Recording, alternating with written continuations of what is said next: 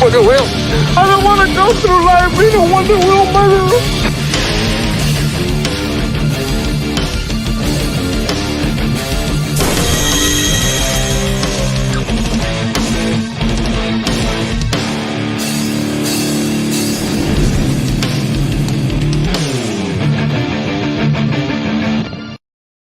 Hey everybody, what's going on? And welcome back to another Collectible Past. We're getting ready to show some stuff that we really do enjoy, and we're going to sit there and we're going to laugh at all the haters that got nothing better to do than to sit there and whine and crying about a bunch of franchises that they literally can't stand, but they keep giving those companies money. And I hope that you're all doing well. Of course, we are joined by my co-host, Vinnieart.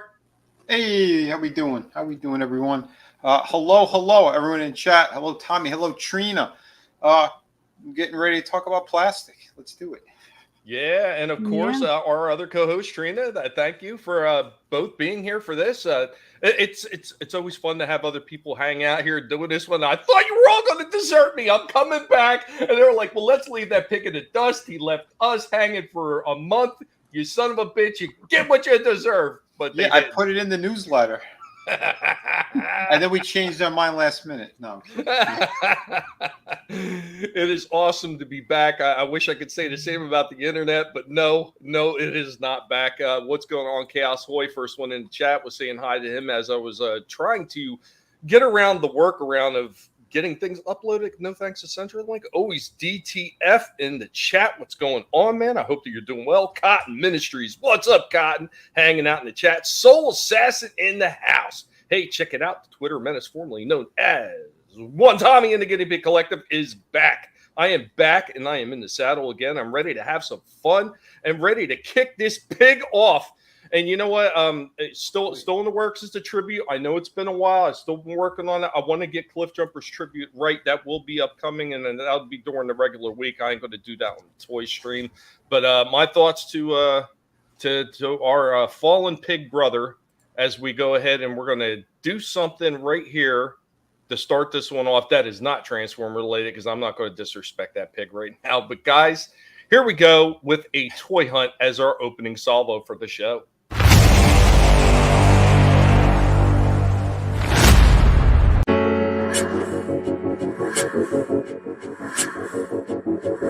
Up in Walmart, checking out to see what they have here. Transformers Earthspark.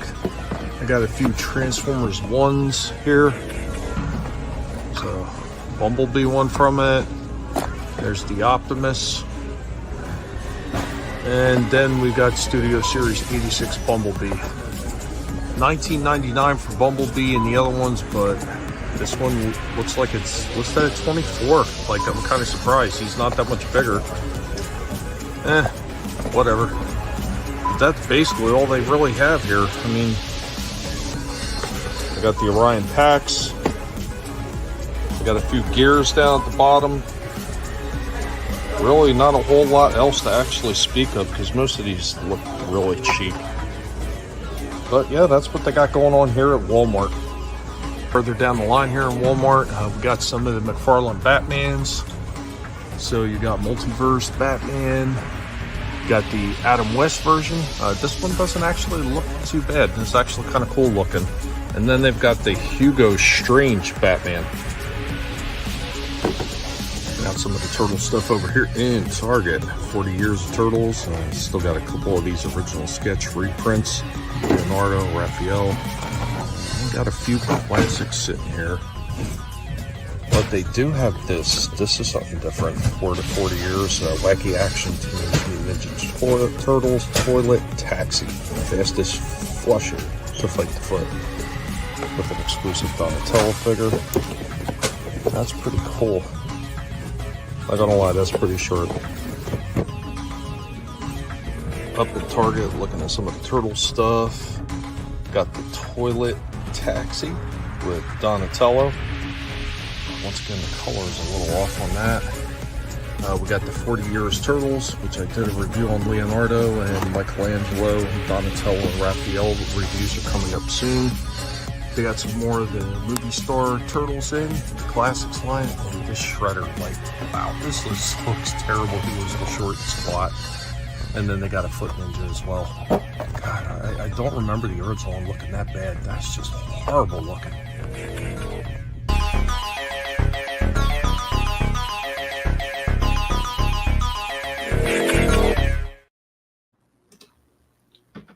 Yeah, those were cool, man. Mm-hmm. That Oompa Loompa shredder at the end, though, killed me. And I looked it up, the classic version for the movie ones. Shredder looked like that in the original classic ones. Like, it's just such a horrible design. Yeah, that's crazy, man. Yeah, I got some funny shit to show today as well.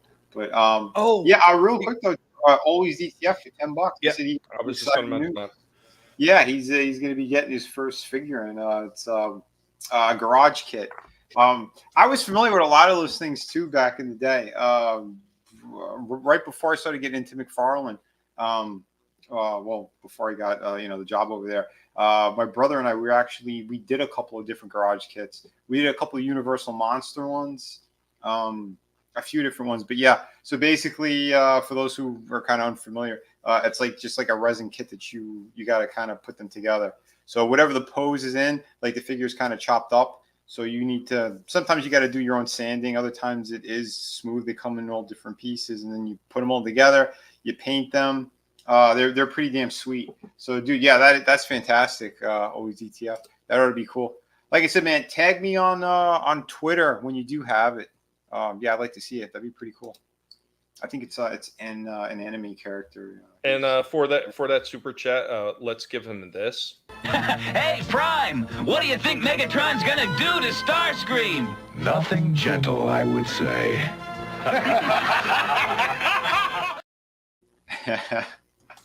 That's great. So what? I never heard of what is a garage kit? It's basically like sort of like a bootleg kind of thing, but it's they're made in such small numbers in most cases. So there might be I don't know, 50 to maybe a couple hundred, depending on who's making them. But yeah, so like the way we used to do it, like my brother would have, he used to sculpt it, send it to someone to do the molding and casting, and then those reproductions basically, you'd put it like in a box, maybe have your own label or what it's supposed to look like, usually like the finished piece. And then, yeah, let's say, we only have about, 20 to 30 of them. You set your price, and it's sort of like almost like an Etsy type thing. But yeah, that's sort of like bootleg stuff.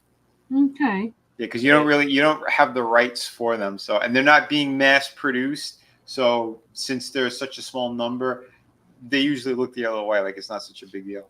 Mm-hmm. But there was a magazine that actually, I don't know if it's still around, but yeah, there was like a garage kit magazine, and you see all the different ones in there.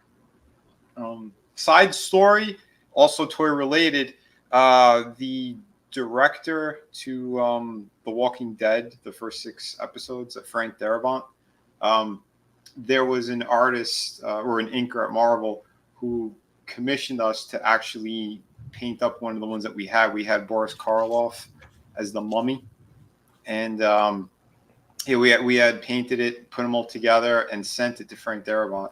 And he said he was like over the moon about it. He absolutely loved it and went straight into his display case and everything. So it was pretty cool. So that was awesome. What's going on? Bad Take Bojan in the house. What's up, Tina?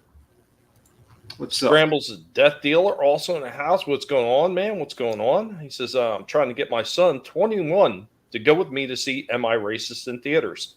It's always good when people set examples, Scrambles, and I applaud you on that, sir. Hell yeah. And Soul Assassin, you ain't wrong. If you have to ask, you can't afford it. So one of the other things I wanted to talk about real quick. So in that toy hunt, showing off the Batman, the Hugo Strange, and of course that 66 one we've both been talking about. Yeah. I seen another one the day before or yesterday. I think it was the day before in Target.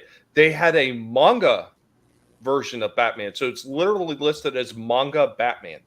Okay, have you ever run across that?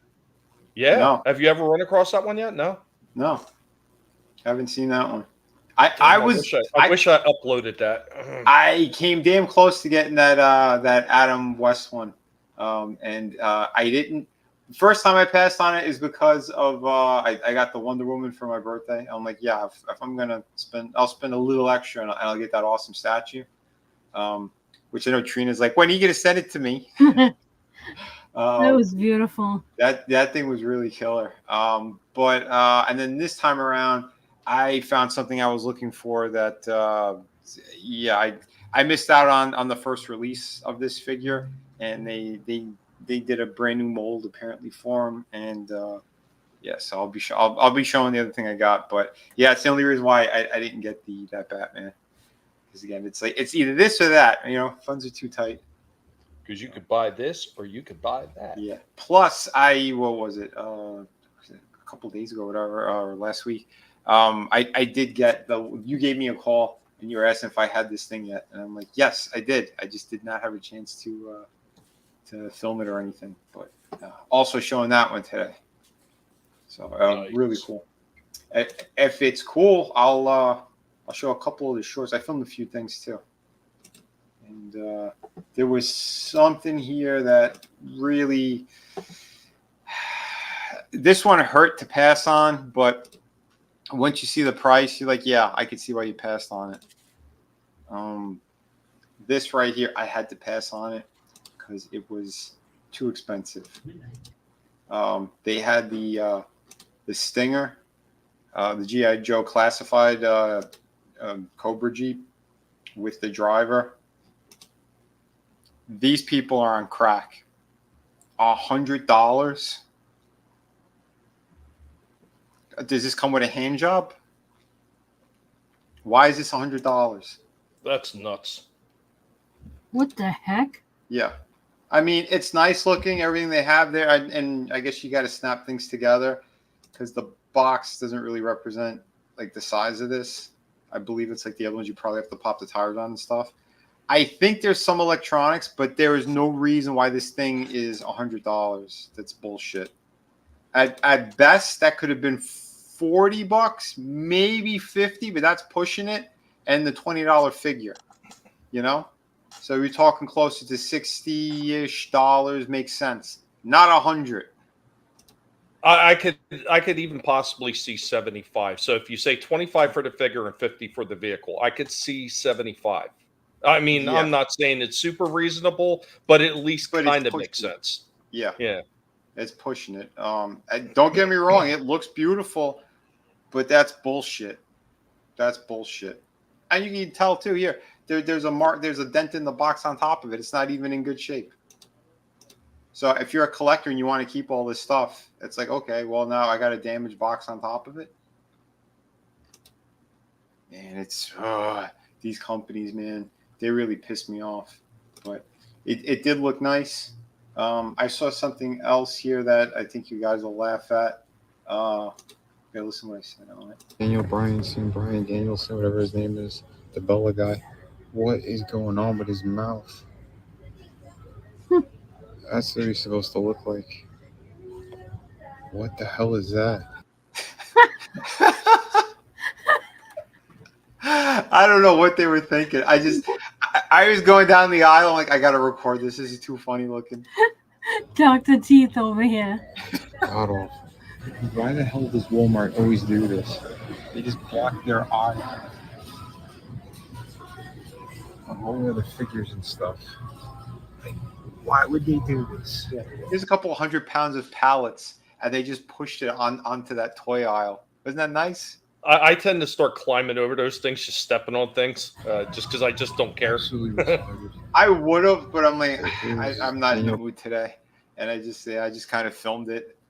See, that's when you got to like belly flop onto the stack of boxes. Just have fun with it. Just pretend it's a big pile of leaves. You kind of could, but I think Trina's going to appreciate this one. And what's up, Pope? Oh, what's that? I was saying hi to Pope.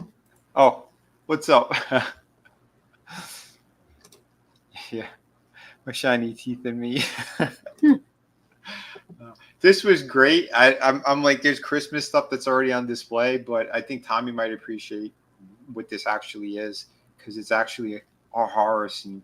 This thing, but it's actually for Halloween, because as you can tell, someone's missing a head. And then we go along the ice skating rink, and we just see a foot there. And then there's another pair of feet. There's a mass murderer out in Disneyland. This is crazy. I think I know who the culprit is. I think it's Winnie the Pooh. Oh, brother. It's not a candy cane, it's a weapon. He took them all out. Well, I thought this... It's Blood and Honey, the Christmas version. Right? There's like fucking four characters missing limbs or missing bodies. I was kind of hoping that you were going to start filming that, and then you were going to throw a match, and I was going to watch it go up in flames.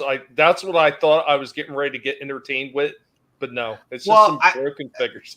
If I took out a match and burned down the place, I think Costco would have been really pissed. Yeah. At least throw an M80 into the damn thing. Oh shit! I'm not asking for much. I know, brother. I know, but it's a shame that Slasher isn't here tonight because I did find the figure that he showed last week before we wrapped up. There's that Stealth Ninja He-Man from the Motu crossover. Yeah, I look at his eyes. It looked like he took a hit or something. He-Man took a hit or something. He looks very high. You know, Vinny, pause that for a second. Yep. You know what? I've seen that look before. I've seen that exact look before. It's usually on the crowd that attends to the Kamala little. Yeah. They're little get-togethers. They all have that same look, like duh. Wait till tomorrow when we talk about the Diddy stuff. But this is a really nice looking figure, but I don't like what they did with his hair. Like it looks almost like he's got like frosted tips or something. Like it doesn't make sense. But they did have the Green Army Man version. Figure. Those are pretty cool. So first frosted tips. And he has no guns, so that's really stupid too. But they had the army. They had this. This looked damn good. I was tempted. I did like that, but again, he has no guns. Yeah, they just did him in a plain, like old army guy color. Yeah, they did a little bit of like a dirt wash on him too. Regular. You could tell a little bit. He's got a little bit of a wash on him, which ain't bad. But yeah, I don't know. It looked good. It did look good. And this is a platinum one, so this one's harder to get. But again, I had to pass on him because I got something else. Green Army Man. Something that was right next to him. Which that looks really good. Still nice. Didn't they have a third version that's like colored? What color? Sand colored. I don't know. I thought I seen one that was like all sand colored once. And not unless I'm misremembering and it was the green one. I thought I seen one that was like a sand color. It's possible. I'm not that sure. But I did see. I think last week I showed there was a 2-pack of. I think I showed it last week, didn't I? Somewhere down here. The Universal Monsters. Well, they actually did a 4-pack. Oh, nice. Yeah, this one. It looked good. And the black and white versions, yeah, I don't know. Something about them. They did so damn well. Those are cool. Yeah. This kind of shocked me. I wasn't expecting to see this. And that Michelangelo, that looks really good. I keep seeing that in my local Targets. Like they're all restocked with him and the Raphael as the Wolfman. Oh, nice. Yeah, they got the Frankenstein one instead over here. But the other 2-pack I showed last week, it was the black and white version of the Raphael Wolfman and the Hunchback Leonardo. And so this one, it's like if the Wolfman one was there, I don't know, maybe that would have been worth getting. But this is a very pricey set. Could you guess how much the price was? Frankie got it right off the bat. $240. Wait, okay, hold on. Let me guess. I'm gonna guess 140. Very close. It's actually more. Oh, okay. I was going to say, was it like the turtle one or around 160? Yeah, 150 for all four. So But still, it's just so damn expensive. That's the same price as buying each one individually. Yeah. So they didn't do any favors for anyone. Yeah, you're using less packaging technically by just putting them in one big giant box like that. So I mean, Yeah. Yep. So it has hey, is you $1 know who, off. yeah, right. What's going on? Horny Alpha in the house. What's up, man? What's up? Good to see you. Appreciate Good it. to see you. Awesome DTF. one. Are they called the Universal Monsters because they are known over the world, or because they were made by Universal Studios? Universal Studios. And I'm sorry, Yep. Awesome One. What's up, man? Hey, hello everyone. Yeah. I am looking forward to seeing what they do in Universal Studios over there with the whole monster theme park thing that they're doing. They're doing a whole section. They said they're going to give Creature of the Black Lagoon his own ride that's kind of reminiscent of the old Jaws ride. They're going to have a section, Frankenstein, I think the Wolfman as well. Yeah, it's going to be I would be super interested if they decided to bring back some of the old school things. Bring back, even if you do it on a smaller scale, bring back Kong, bring back Jaws, and bring back the freaking the Bates home. Yeah. Yeah. How did they take the Bates freaking motel in the house out of there? From what looks I so understand, cool. they just closed off that section. I don't know if they took it down, or I don't know if they took it down, but I know they closed it off because it used to be open to go see, and now it's not. But they are losing Simpsons, so. Oh, they are? From what I understand, the last I heard that Disney was looking to take it away, since they own it now. But I thought they had a special contract for the theme park. Does that really make a difference? I guess it's not. Disney we're talking about. Yeah, but yeah, they found ways around those contracts that were already in place before Marvel sold off to anybody. I mean, they were, when they first went into bankruptcy, they were selling off to all these different movie companies and everything like that. And apparently, that guy who was running Toy Biz, that Artie guy, he was behind a lot of that because he had controlling interest apparently in the company that bought Marvel out. And I didn't know that. Like, he was behind everything. He was the one that was working with Kevin Feige when he first started all the Marvel MCU stuff. I didn't know Did not know that. I found out about all that shit last night. I was like, wow, that's interesting. That's crazy. But dude, that whole section with Simpsons, it's a huge part, and it's like right like the walkway. Yeah. So they're just gonna close it all down. That's the word. Whether or not it happens, but I wouldn't put it past Disney, because if they think there's some way they can make more money, they're going to do it. Yeah. I can't believe they own Simpsons now. I know, because of Fox. Oh my God. So wait a minute. Wait, Tom, you've been there, right? You've been to that one. I never had a chance to go there. The last time I was planned on going to Universal is when my dad was still around. So it was back in 2019. I was going to take him for the Harry Potter stuff, but time restraints. He wasn't down here long enough for me to take him up there. Yeah. So, Trina, you've never been, right? Nope, I've never been. I've been to Disney, but never Universal. Yeah, I think Universal, they did it way better anyway. No, they're always adding more stuff too. What's going on, Teal and 29 in the house? Good to see you. Good to see you. Soul Assassin, I watched Disney will announce a shit Simpson film to milk after they take it away. I would not be surprised. What's going on, Curtis Selby, man? Good to see you. Hope you're doing well. Yeah. Disney, no, for not paying small creators that can't afford to sue, right? Yeah, they love to steal shit. That is what they're all about. Yep. Them and Marvel, same shit. Oh, I'd love to go to that. I would love to see that Harry Potter. See, I wanted to take my dad there. My dad was into Harry Potter. I personally can't stand it, but I was willing to bite that bullet and take him there. Yeah. But like I said, it just wasn't enough time. Yeah. Last time I went was before the pandemic. It was one of the last Orlando shows that I did. Frankie and I, we decided to go. That's when we almost took Ray Park with us. We met him at the hotel, and he was damn near ready to go with us. Then he stopped. He's like, "Oh, if they took photos, my kids will kill me if they see me."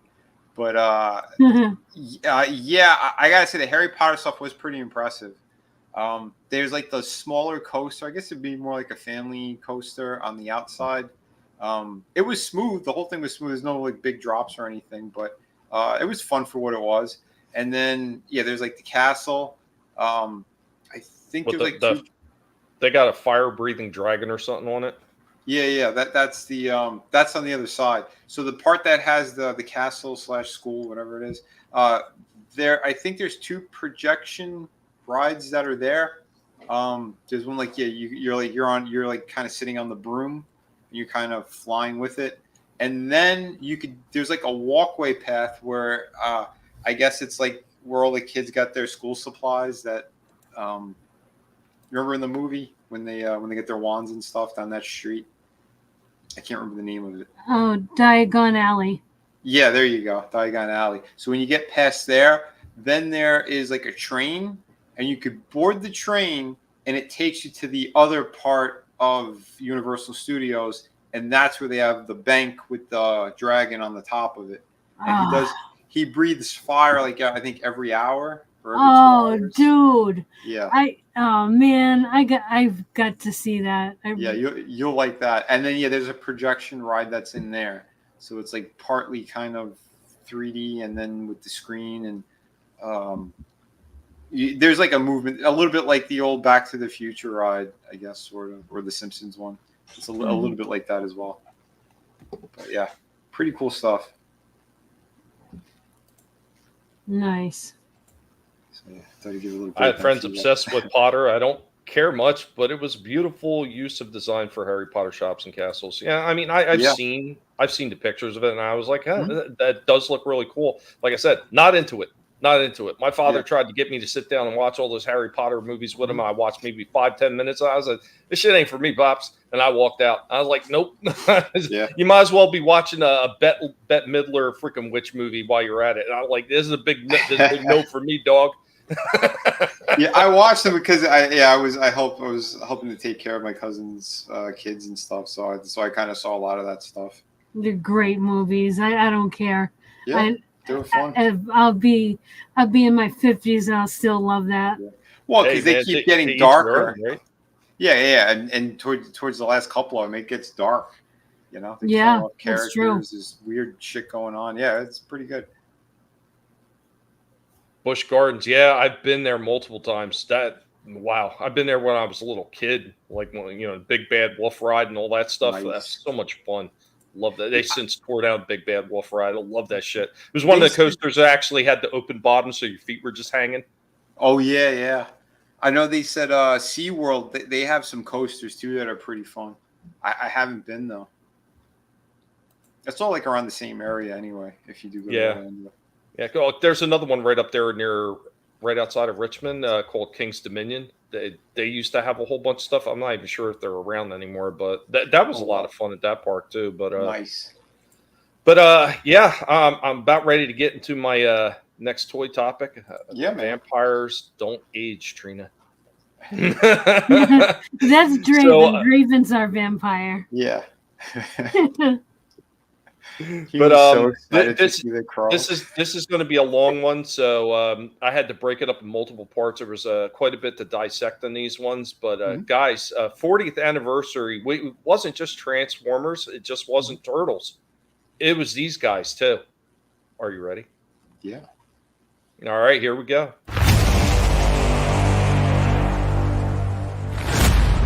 Welcome back as we're hanging out with Dark Helmet, the master of the sci-fi and the Transformers pig.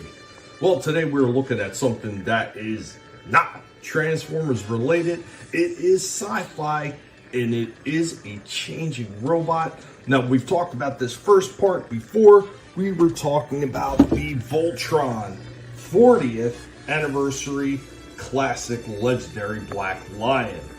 This one was pretty cool, a little bit lacking in the way of articulation in some spots, but overall, this thing is a pretty nice piece. Now, I believe this was a reissue of an earlier version of the Black Lion, but that is just a lead-in, as we are now going to be talking about 40th anniversary Voltron legendary Blue Lion. That's right, we got another one of these lines now. The Black Lion comes in at approximately $30. The blue line, the red line, the green line, and the yellow line all come in at $20. So these ones are a little bit more shall we say, budget friendly, and we kind of need that right now. So overall, this looks pretty cool in the packaging, really simple packaging. So let's go ahead. We're going to get this guy out and we're going to take a look at him. Here we go, right out of the packaging with our legendary classic Blue Lion. This one looks pretty cool. He looks like the Blue Lion from the cartoon. And Helmet, where are you going, sir? Let's check out some of the articulation on this one. The tail moves up and down. That's part of him transforming into Voltron. Got ratcheting joints at the hips. Ratcheting joints right there at that midsection of his knees. He does have, they are on a little bit of a ratchet. You can feel the little nodules underneath on the paws. All four legs appear to be the exact same way, so that is pretty decent. I will say there's a little bit of warpage on this back paw right there, just a little bit from the way they put it in the packaging. This is like a rubber down here at the bottom of the paw, and a slightly softer plastic than it feels at the top in the midsection of his leg.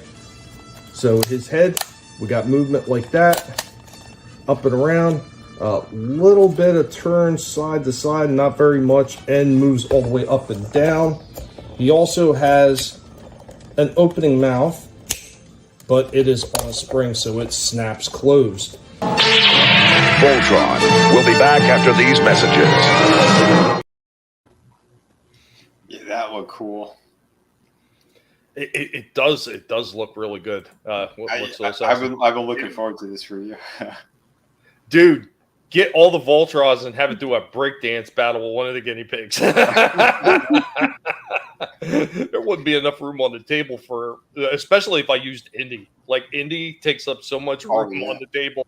Him and a Voltron, forget it. That would be the whole table. How much bigger is Indy than like the black line? Quite a bit, actually. Indy, it feels like he's gotten bigger. I picked him up today. He is getting heavy. He is a hefty boy. Shit. I need to weigh him again. He's just getting bigger and bigger every time I go to get him. What's up, Bone?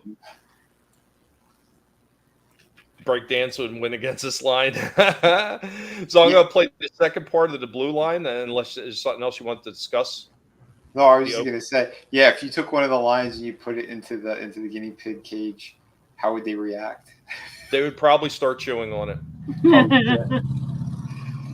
Cliff Jumper used to do that with the Transformers toys. If you left him sit there too long, remember he did it to Perceptor. He started to chew on Perceptor. Maybe if you gave it to Rorschach, he'd stop chewing the bars of the cage and chew on a toy instead. Funny thing about that, since I've moved Rorschach in with Helmet into the bigger cage, he stopped chewing on the bars. Oh, wow. Maybe he just needed a companion. Maybe. Possibly. I mean, maybe he got tired of yelling at Stripe through the bars and wanted somebody else. Would have been. But I'm going to go ahead. I'm going to play the second part of the Blue Line, because each one of these took 2 videos to go through. So every single line has got 2 videos. The only one I'm not double going over is the black, obviously, because I did a while ago. But it took forever to find these things in the store. Now that I picked up all 4, I go back to my Target. What do you know? They're loaded again with them. I was like, are you kidding me? Now, if I didn't pick them up, I probably would have never seen them again. It's just the way it works. Yeah, it's usually how it goes. But here we go. Second part, and get to see all the stuff that he comes with. We now return to Voltron, Defender of the Universe. So let's go ahead. Let's get out some of his accessories while I try to contain an escaping helmet and check those out. One of the things that he does come with, he comes with this big cannon accessory right here on the back, and it is firing. He does have a few more accessories. Let's drag those out and check them out as well. It does come with another shoulder mounted cannon. This one is not firing. This is just aesthetic. And let's go ahead and we're going to get out his last weapon, and then we're going to give the final rundown on what we thought about this figure. And last but not least, with the help of a stand, got him flying through the air, we've got the Blue Line, and he got his jaw blade in his mouth. This one actually ports up into the roof of his mouth, there's a port right there that accepts this blade, and it sits in there snugly and securely. And overall, I think this blue line looks pretty decent. Few misses in the way of articulation. A little bit disconcerting that some of the soft rubber that they used on the bottom of his paws got a little warped in the packaging. Playmates, you need to stop. Overall, this one is not bad looking. A little bit of lack of articulation. Like I said, a little bit disconcerting that some of that paw was a little bit warped. But the accessories he comes with, they look pretty nice. This looks like the blue line from the show. This is not bad overall. Because of a little bit of warpage on the back of that paw, I'm only going to give this one. I'm only going to give this one a 7 out of 10. It's not major, but it's just annoying that it happened because it shouldn't happen. And I really do believe it happened because of the way they zip tied everything into that packaging. It's something that is 100% their fault and should not have happened. Decent looking line. I hope that they give us a little bit better than this for the 40th. I mean, come on, guys. It's the 40th. Come on, do something spectacular. How about that old Matchbox, you know, the one that they licensed off from Bondi? How about a re-release of that die-cast set? That would be amazing. Overall, not bad though. And that's our score for it. So guys, what did you think of our assessment on this one? Be sure to let Dark Helmet know what you thought. Later, y'all.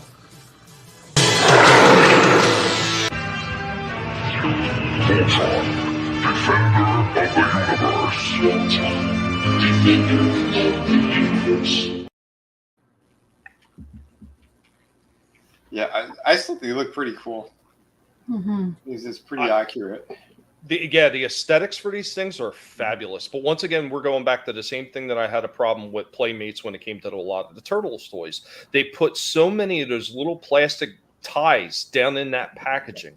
And they squeeze the shit out of all the softer plastic or the rubber that they sometimes use on these things, and they warp the living shit out of them. Hasbro is another freaking culprit in that shit. Like that Gamer Edition Starscream that I did, where his freaking mace was all bent the hell up because of the way they freaking zipped it down into the packaging. They need to stop doing that shit. Like, you could put a soft tie on there. Even if you use, like Hasbro was using, they were using the little hemp ties or little, rope ties. Just don't make it so tight that you're squashing everything. There's no need for it. Better yet, just make a nice nestling freaking plastic for everything to sit in. You won't have to worry about zip tying. Because if they think that this is going to stop somebody from stealing it in the store, they haven't been paying attention. Because they're not ripping open the package anymore. They're just taking the whole thing. So zip ties ain't doing any favors for anyone. Absolutely not. Bone, I did have a smaller little half die cast and plastic one. It didn't really break down much. It didn't, change. It was more like a mini figure, maybe about a 4 or 5 inch figure, where the parts would break apart, but didn't really turn into like discernible vehicles. You can kind of pretend they did, but I had one of those for the vehicle one, and I am so blanking on what the name, because I know the Go Lion was the original Voltron force from Japan. I forget exactly what they called the vehicle force, but I do have the big giant collected cartoon version of both of them. So looks average. Yeah, I think it looks good. It just, there should have been more. And especially if this is an older mold, older set of molds that they're using, why not take a little time to update the molds? It's not going to take you that much time since a base put extra articulation, put some ball joints in there. Really, it doesn't take much to elevate these things to another level. Yeah, Chaos. That's Voltron, starting with the blue line. Go ahead, I Trina. like the stand that you had them on. Did that stand come with it? No, that was a separate NECA stand that I bought a while ago that I have to use on certain figures, especially a lot of the Hasbro ones that got sloppy joints and fall over. They used to sell those stands at Target. Yeah, that's where I got mine. I think they were like $15. It works good with it. It's decent too, because the plug holes that are in there for the screw holes, that end of that freaking thing just ports right into it perfectly. It was like, I was like, this is great. I could use it to freaking make it look like they're flying. Yeah, that's what I like about it. Yeah, good stuff. Thanks, Bone. It's always good when people share links out there. Always do appreciate it. Good You guys ready? You guys ready for next line? Yeah. Yep. All right, here we go with our next line.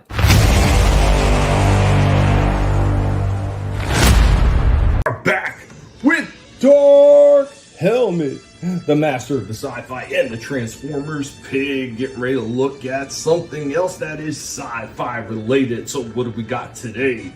Coming on the heels of some of the other ones we've already shown off, we've got 40th anniversary, and now we have the legendary Yellow Lion, getting closer to getting all these guys out for Voltron. As I stated before, these other lines do come in at 20, where the black line came in at 30. These are fairly well priced. Playmate's doing a pretty good job lately, coming up with some really good toys at some decent prices, and I am loving it. So let's go ahead, let's get this one out of its packaging and take a look at it.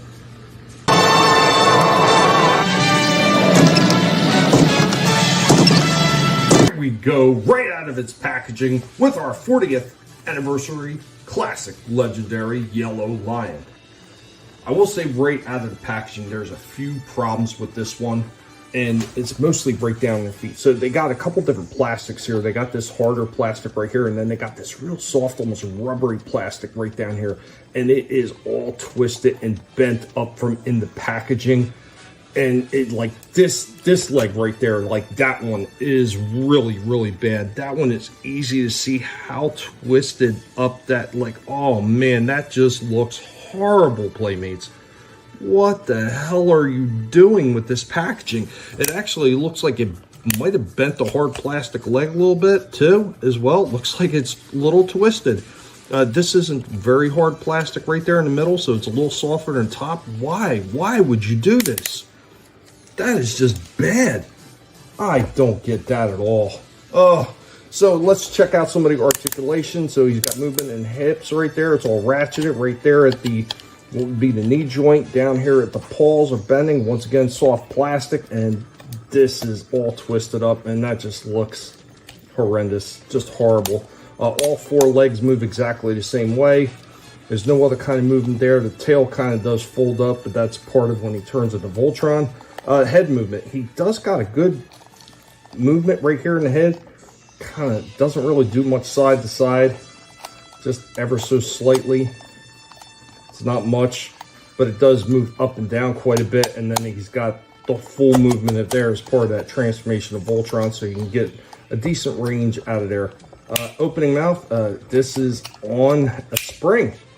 So, yeah, can't get him roaring at all if you want to set them up that way. Voltron will be back after these messages. Yeah, they should have been like a mechanism that you could keep it open, like the mouth open, then hit a button, you could close it. Yeah, I don't even understand why they bothered putting it on a spring, because it's not needed to hold the jaw blades in at all, because there's a port for the mouth. So there's no point in having a spring-loaded jaw. Mm-hmm. That club foot is really bad. Yeah, the pigeon-toed Yellow Lion. That was horrible. Once again, that's the zip ties in the package. Yeah, 110 for the full set. You know what? And considering how large these things are, it's not bad. It's just when you got quality control issues. Yeah. So I did talk to Decepticon. He said he managed to pick up the full set too. And he said he didn't get any warpage in his. So I don't know if maybe I just got unlucky and the ones that I got were zip tied down extra or something. But I had two, the blue and the yellow, both had freaking bends in them. Were they melting in a bin? It doesn't look like it. It just looked like it was pressure from the zip ties down the bottom of the packaging is what it looked like. Because I've seen the same thing with the turtle toys. Do you think the heat gun would be able to fix that? I don't know, because like I said, that paw is rubber. And when you go trying to heat up rubber, you can get some really bad results from that. Shit. That sucks when they do stuff like that. It is. It's just stupidity. But let's check out the rest of what he comes with, and then we can give complete thoughts on him. Yeah. We now return to Voltron, Defender of the Universe. So let's get out some of his accessories and check those out. It does come with this launcher right there for the back, and that does fire. That's not bad. Pretty interesting design. It's kind of like they just put a single arm leg on there for the firing mechanism, but it's supposed to be a double missile. It doesn't look bad, and it does fire, so no complaints there. He does have another accessory. It does come with this shoulder-mounted weapon, which they call a razor wheel. Of course, we got him in a stand right there, simulating flying. One last weapon that the Yellow Lion does come with. Last accessory is this blade that they call his jaw blade. This ports into the roof of his mouth and secures in there fairly well. Looks pretty cool. Overall, the lion doesn't look bad, but there are quite a few misses as far as quality control, especially with that soft rubber feet that he has. Those paws that are all twisted up. That is just unforgivable. That shouldn't happen. I don't care if it's a $20 figure or not. There's no reason that should have happened. I'm pretty sure some of it had the way that they zip tied these things down into the packaging. If you would have just made a nice nestling piece of plastic for him to sit in, you wouldn't have had to put that many twist ties in and probably warp the living shit out of this figure. Overall, it looks cool. It's a yellow lion. He's got a fair bit of movement in the head, not as much as I would have liked to have seen, and the articulation in the legs, while it's better than the black line, still is not perfect. Not bad looking though. It looks like the yellow lion, but because of these quality control issues, the best that I can give this one is a 6 out of 10. There is just way too much warpage down in those paws for me to give this any better of a score. And it's a damn shame because overall it is a damn good looking yellow lion.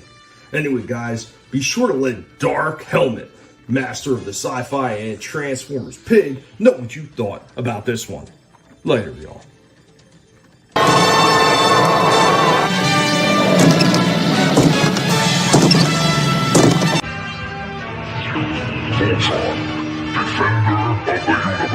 Voltron, Defender of the Universe.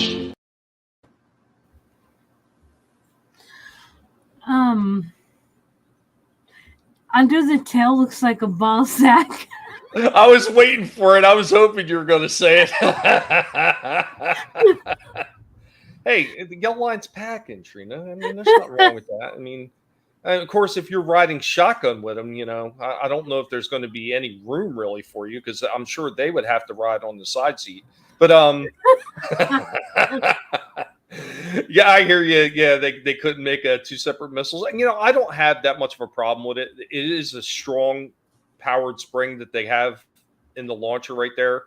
And yeah, maybe because they put all the springs in the mouth, not enough for a second launcher button. But I don't have too much of a problem with that. I think it works fairly well. It doesn't look bad when it's in the launcher and everything. So I think the spring-loaded jaws weren't necessarily needed, not unless they were worried about these things like getting weak over time and the jaw just slopping down. That's the only reason I could figure that they did that. But I don't think the springs were necessary in the jaw, but the warpage in the legs, like at the hip, he's got a harder plastic. Then it's a little bit of a softer plastic in the middle of the leg, and then it's like that rubber at the bottom.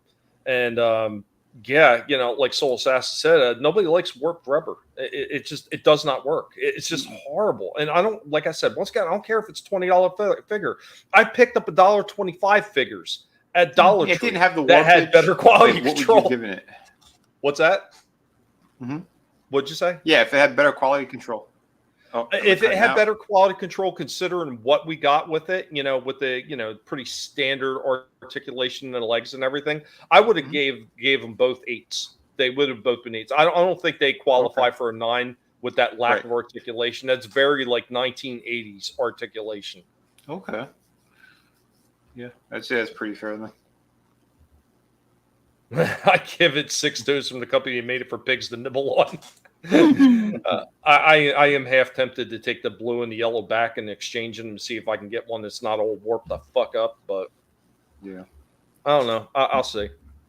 That really did upset me though, because as a kid I never had the chance to get one of the bigger lion sets. So this was my chance to finally get a full lion set. And what do I get? I get 2 lions with warp feet. The yellow line really bad though. I mean, he looked like that guy from the weird pedo guy. Usual Suspects. Spacey. He looked like he had this spacey pigeon toe thing going on. It was not good. That alone was making me leer sideways at that yellow line. Like, what the hell are you up to at the border? I don't know. I was a little worried. The yellow line coming in at the border. Oh, shit. It's true, Soul Assassin. Some of those are amazing. Trina was really blown away by those soldier figures. Yeah, Final Faction. Final Faction. Yeah, they're pretty neat. Are those pop-up kind of Transformer ones that you found there? Yeah, those were actually really interesting, and they sold out quick, Vinny. I went back and checked a few days after I bought them all, and we showed them off. They were all gone. Not a single one of them left. There was a company, I forgot which one it was. I saw it in passing. Apparently, they did a Voltron that was $700. Wow. Yeah, a full set. And I'm like, well, what the hell?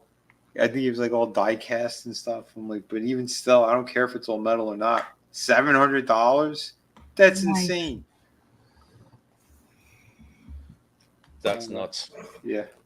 I don't know. What banks you got to rob in order to get that?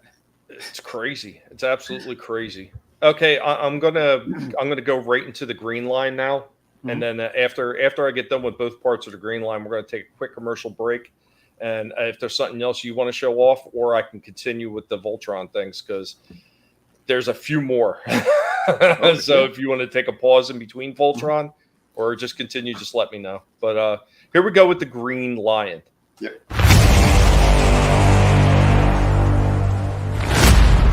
Welcome back as we are back, and Dark Helmet is in the saddle again. The Sci-Fi and Transformers Pig. Get ready to look at something sci-fi related. This is leading on the heels of some of the other ones we've already shown off. That's right, we're going for it again. If you know what I'm talking about, 40th anniversary Voltron, and now we got the classic legendary Green Lion. Once again, $20 price point. The black line was $30, and these ones are pretty decent playmates, doing a decent job with these things. These things are, for what I understand, they are reissues, but this is really cool to get a nice full set for Voltron on the 40th. Hopefully they wind up doing something that is even better than these. I would have loved to have seen a re-release of that old Bandai and what was eventually Matchbox, who did kind of the subsidiary type thing, and they produced it in the States with the old diecast one. Love to see that again, but we have this. This looks really cool, so let's go ahead and get this one out of the packaging and take a look at it. Here we go, right out of the box with our legendary Green Lion. Color scheme overall on this one looks pretty good. I almost feel like he's slightly dark, but maybe I'm just misremembering it, and maybe I'm thinking that he was a lighter green. But overall, this one looks pretty cool. The articulation on this one is slightly better than the black line, but there's not a lot. He's got this soft tail in the back, and it kind of turns around and everything, but it does feel really weak, and it's a rubbery material. I'm a little worried that this thing may break. So he has movement in the hips right here, ratcheting. He's got movement right there in the mid and movement at the feet right there, and that is the same for all 4 legs. He's got the bend in the middle, which is part of Voltron, and a little bit of a turn at the top half. Technically, you can use that for line and give some kind of dynamic poses maybe. The head only turns like that. That is it. Once again, ratcheting, cool. Mouth opens, but it's on a spring, so it just wants to snap shut. I wish I would have did something to make that mouth stay open, but let's go ahead and get out some of the accessories. He does come with a ton that the black line didn't come with, and check those out. Voltron will be back after these messages.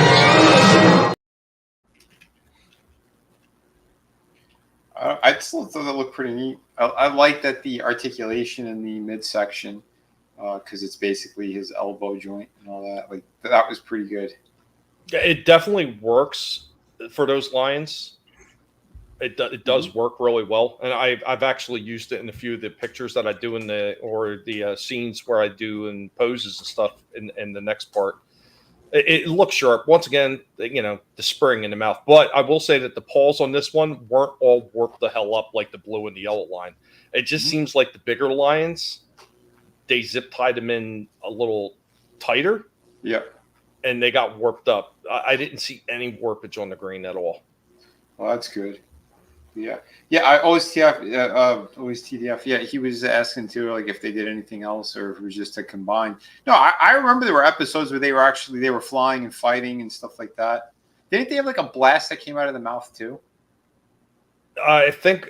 Well, I know they had like the cannons, like I shown with the blue and the yellow. Yeah. They all had like some kind of cannon or some kind of wheel or whatever. Every one of them had that, and then they had those jaw blades that would pop up and they would just slice through things. Yeah.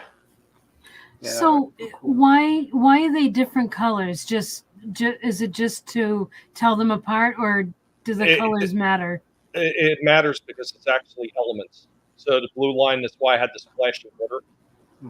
Yellow line is like earth, sand in particular. The green line is forest. The red line is fire, lava. Okay. I forget what the black line was supposed to represent, other than being the leader. I don't remember. Yeah, I what forgot element. too. Yeah, I don't remember if he represented an element.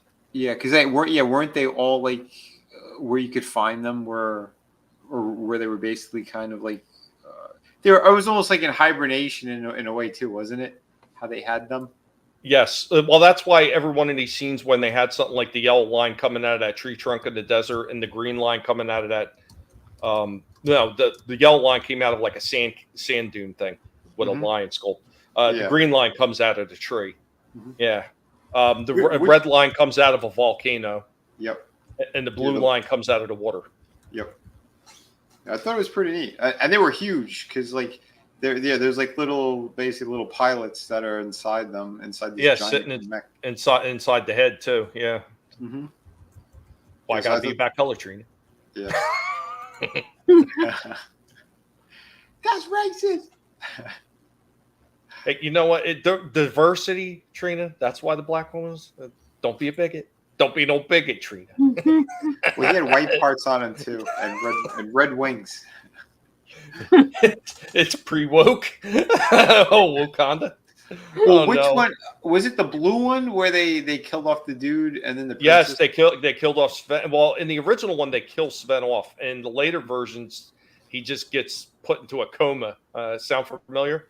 Yeah, like G.I. Joe wind up doing later on. Yeah, they kill him off initially and then change the story, and then he doesn't come back, and the princess takes over his line. Yeah, that was cool though. Yeah, I want to see those. Let's go ahead. Let's jump into the second part. I can't believe we're almost an hour in already. Holy crap. I knew it was going to take a while to get through all these, but I didn't expect it to be that bad. Oh, we're talking about a few other things too. Let's check out all the accessories it comes with it. And I think the two smaller lines, it did seem like they didn't come with as big of accessories as the other guys. It does seem like they came with more accessories that mattered in a way, especially when you get to the red line. So here we go. We now return to Voltron, Defender of the Universe. Here we go, decked out with a couple of his accessories. He's got this launcher up on his shoulder. It is firing, so got that. He's also got a battering spike that goes on the back. I really don't know what to think about the battering spike. I barely remember that from the show, but I mean, it is included as an accessory. I do like the launching missile firing cannon that's on his shoulder. He does have a few more pieces, so let's go ahead and get those out. He does come with his mouth sword or lion sword, however you want to call it. So he's got that big blade. It does pour into his mouth. It does barely fit in though. So they made these spikes on the end of this little sword right there. They made them too close and they kind of hang up on his mouth a little bit when you go to put it in there, but it does have a nice pour on the roof of his mouth that it actually pours into so it won't fall out.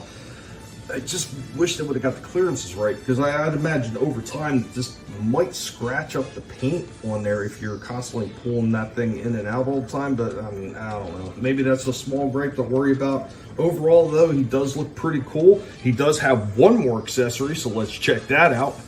He does come with this piece right here. Even though it's technically not one of the weapons that he would be using, it is like that big throwing star shield for Voltron that he comes with. Once again, ports up in the upper roof of his mouth. Now, while overall this green lion is pretty cool, there are a few things that do kind of bother me about the way his articulation is, especially in the head. The ability to not be able to bring his head down and it is fixed in this position. Like, if there was anything where you got him up like this somehow and you had him in that position where he can't look down, like that just kind of bugs me a little bit. This tail, I'm really worried that thing is going to break. There was probably a few more things that they could have did with the legs to give them a little bit more movement, maybe flaring out and everything like that, but that kind of is what it is with this figure. It is only a $20 figure. I mean, overall, it's nice. It just doesn't hit top marks. The best that I can say I can give this one is an 8 out of 10. Nice anniversary Voltron. I just hope that they do something more for the 40th before time is out and we get something really spectacular. Anyway, guys, that's our thoughts on this 40th anniversary classic legendary Green Lion. Be sure to let Dark Helmet, the master of sci-fi and Transformers Pig, know what you thought about this one. Later, y'all.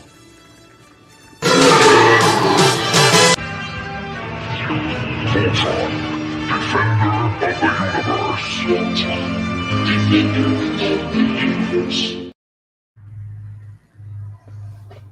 I think he's cool. I like his accessories. Yeah, I dig it. He needed a ball joint for that head, though, for sure. Yeah, like even just a little bit looking down something. Yeah, I mean, that fixed vision, I would say that is the one major drawback besides not having extra flare outs in the legs and everything. But I mean, as is, if they would have put just a little bit movement in the head, I probably could have seen maybe given it an 8.5. I still don't think it's enough to even come close to a 9. It really needed some more movement in the legs, especially if it's a re-release of an older figure. But I mean, overall, it looks like the Green Lion. He came with a ton of accessories, more than the other two lines. So as far as accessories and everything like that, I cannot complain about that. I think it did look really, really nice. And once again, no warpage in the legs on this one. So that was a big positive. Yeah, that's good. Yeah. The mecha guinea pigs all come with different accessories and action moves like quick biting, falling over, and freaking laser eyes. Headbutt action. Right? Cringer used to do that. Sometimes he would use his ass, though. He would ass butt people. Oh, that's funny. But we're going to get into a commercial break. After that, Vinnie, you can let me know if we're going to continue or if you want to show something off. Yeah, I could show one thing and then go back to that. Okay. All right. Well, let's hit with our commercial break. And next up is Vinnie on the table. Here we go, people. Here's your Collectible Past commercial break.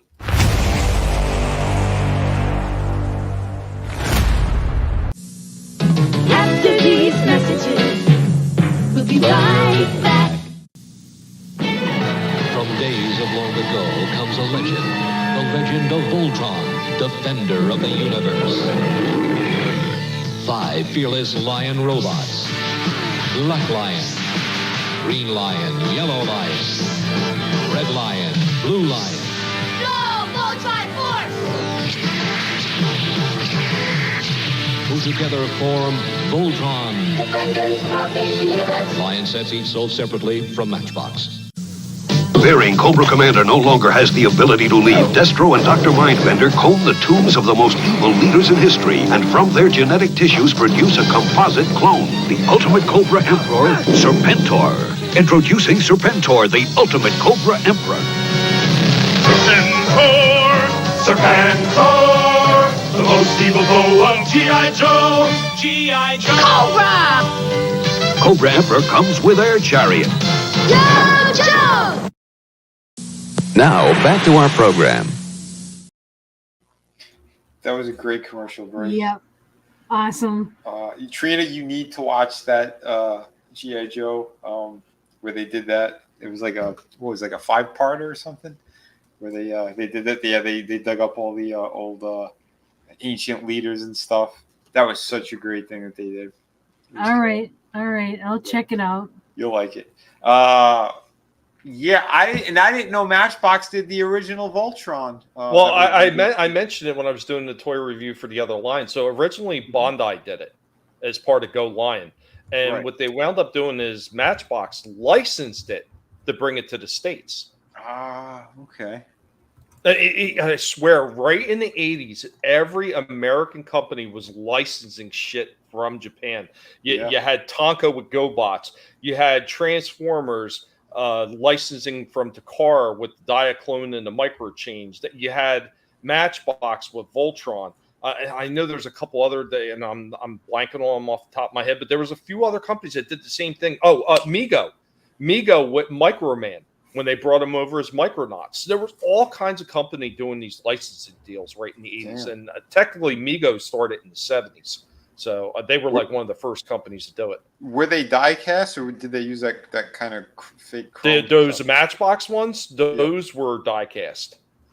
Nice. Yeah. Back then they were roughly $20 a line back there, because I remember seeing them in that US 1 indoor flea market up in New Brunswick. And they were $20 a figure. Damn. Which was the same price as like Optimus Prime, Megatron, and everything. Like that's technically higher end for the toys back then. Yeah. Well, especially they were coming from overseas. Yeah, that's crazy. Still really cool though. But I'll jump into a quick one. I'll do the short one first, since we'll get back to the Lions. But since my internet's kind of working right now, let me. No shit, Soul Assassins, Japanese Invasion, anime, and toys. Yep, pretty much. They brought a lot of good shit. Voltron was fun. So I actually got I got Beachhead finally. So this is the I guess like re-release of him, because the original one was the Cobra Island Target exclusive, and all the scalpers came and they just took them, and it was a big FU to all of the fans, and that drove me crazy. But I'm kind of happy I didn't get him, because now he's updated, and there's the pinless joints. It's a brand new mold for the most part. I think the head might be the same, some aspects, but the knees and elbows, like, they're all pinless, so I thought it was really cool, and the retro packaging, so pretty cool. And I think this is more accurate anyway to the original, the cartoon and the comics and stuff. So I am happy about that. So there was just the one I saw in the store. That's why I did not get the Adam West Batman, and I did not get the Army dude there. Sergeant Rock, because I'm like, I want this. I have so many GI Joes. I remember when you were looking for this guy, and I was telling you, I said I heard that they were coming out with the retro carded ones. You're like, well, I'll wait, and like you're saying, good thing too. Yeah, exactly. Yeah, I wasn't paying an arm and a leg to get the other one. Screw that. This thing's beautiful. Although he is leaning forward a little bit over here, but that's only because stupid rotating base. I didn't want him falling. But overall, a great aesthetic, accurate to what the character's supposed to be. I'll jump a little bit. Like that kind of the ribbing they did on the mask, and like the front part, like the sweater. Like I thought it was very accurate and very good. The paint application's super clean on him. Even like the kind of camo they put on the pants. Like, it still looks really nice. He's good texture all over. So even like the back vest, like, it kind of almost looks like leather. It's just the plastic, so good shit there. He trained with those other characters. Definitely highlighting the stuff that Hasbro can do when they actually put their asses into it, and they don't. I wish they would just take that kind of care and get rid of all the retards that they have working for them that do really bad design work, and just hire people that are doing knockouts like this. Yeah. Oh, absolutely, dude. Absolutely. Like you said, there are figures that could have been so great and they dropped the ball, or they get very close to it and you can tell it's like a stupid, silly mistake they haven't done before and they decide to do it. But for the most part, the classifieds, they've all been very solid figures. I don't think I've even given one that was below an 8. These guys are all really good. It's kind of like what we always wanted. Excellent. Like, look at that range of motion. You know, there are Marvel Legends figures that can't do some of their articulation opposed to these guys. And it's kind of silly. Like, there's no excuse for a Spider-Man figure not to be able to do a proper split. You know what I mean? That's better articulated than a lot of NECA figures. Oh yeah, absolutely. NECA, they have been studying some other stuff, and that's why they kind of implement it. Like, I kind of dig the elbow joints, like they did, like on the Ash figure. Yeah. That type of stuff's kind of neat. It's interesting. I've never really seen it before, but it does work. But yeah, like, I agree. There's certain things that NECA should take another page out of. And NECA's another company. Like, when they did that Triceraton figure, Zog. Yep. That thing, for a big, blocky, bulky figure, should not have had the movement that it did. I mean, they absolutely killed that. And then they have other ones where these things could barely move at all. It's just amazing. Oh, yeah. Yeah, it's crazy. Oh, so he came with 2 of these canisters, the grenade things or whatever. As soon as I opened it up, it popped out, and then the carpet monster got it. So I'm going to have to find that later. I was scrambling to get this thing done. But, yeah, it's still pretty cool what they did with the stuff they have here. Did you tell Frankie not to eat it if he's seen it? No, he wasn't even in here. But I do like what they did here too, and like the front part of the gun does come off like that silencer kind of gimmick. So that was good. He's got a crossbow, but there's no arrow on it, which is a little weird. But everything else looks really good, and yeah, I kind of dig the throwback to like the solid weapons like that, because that's what the retro card thing was kind of all about. They wanted to give more throwbacks to the original figures, so you'll have a couple of weapons that are like completely just, you know, casted in solid green or whatever. Well, the clip is at silver, so but still pretty neat. I think they did a damn good job, and yeah, and like we know, like from the movie and stuff, like he trained a lot of the new recruits. Like Beachhead's a cool character.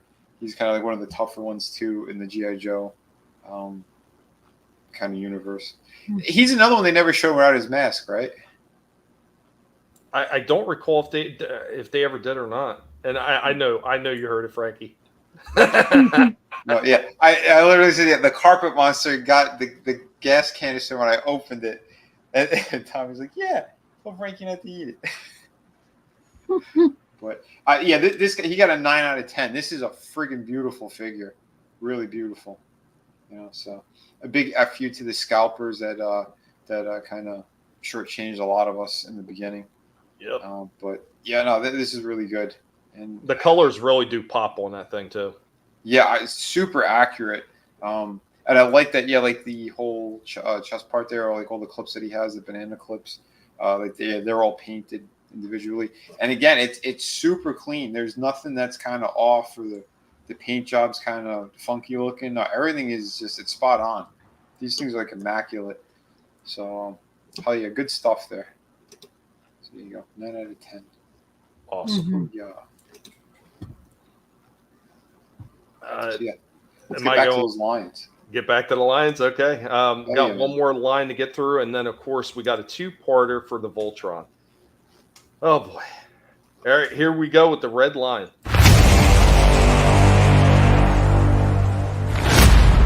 Welcome back. As we're hanging out with Dark Helmet. What's up, Dark Helmet? The master of the sci-fi and the Transformers pig, hanging out as we're getting ready to take a look at something that is sci-fi related from Playmates.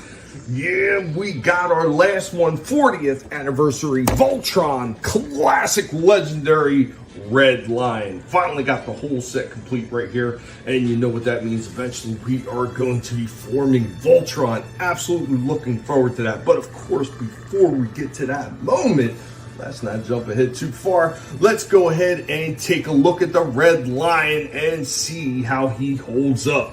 Are you ready, Helmet? All right, let's do this thing.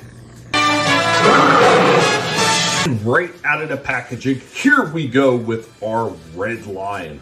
Now this one doesn't have tons of points of articulation on him. He does have a few though, so we'll go ahead and we'll just breeze through it real quick. So he has a turn right here. This is actually part of the Voltron, which also gives the body turn right there, which you can still use in a line form. The tail does kind of swish around. It is very, very weak feeling. Like, this is a very, like, rubbery type feeling tail.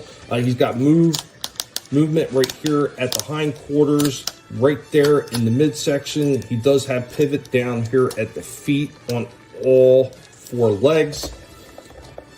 See, he's got a head turn right there.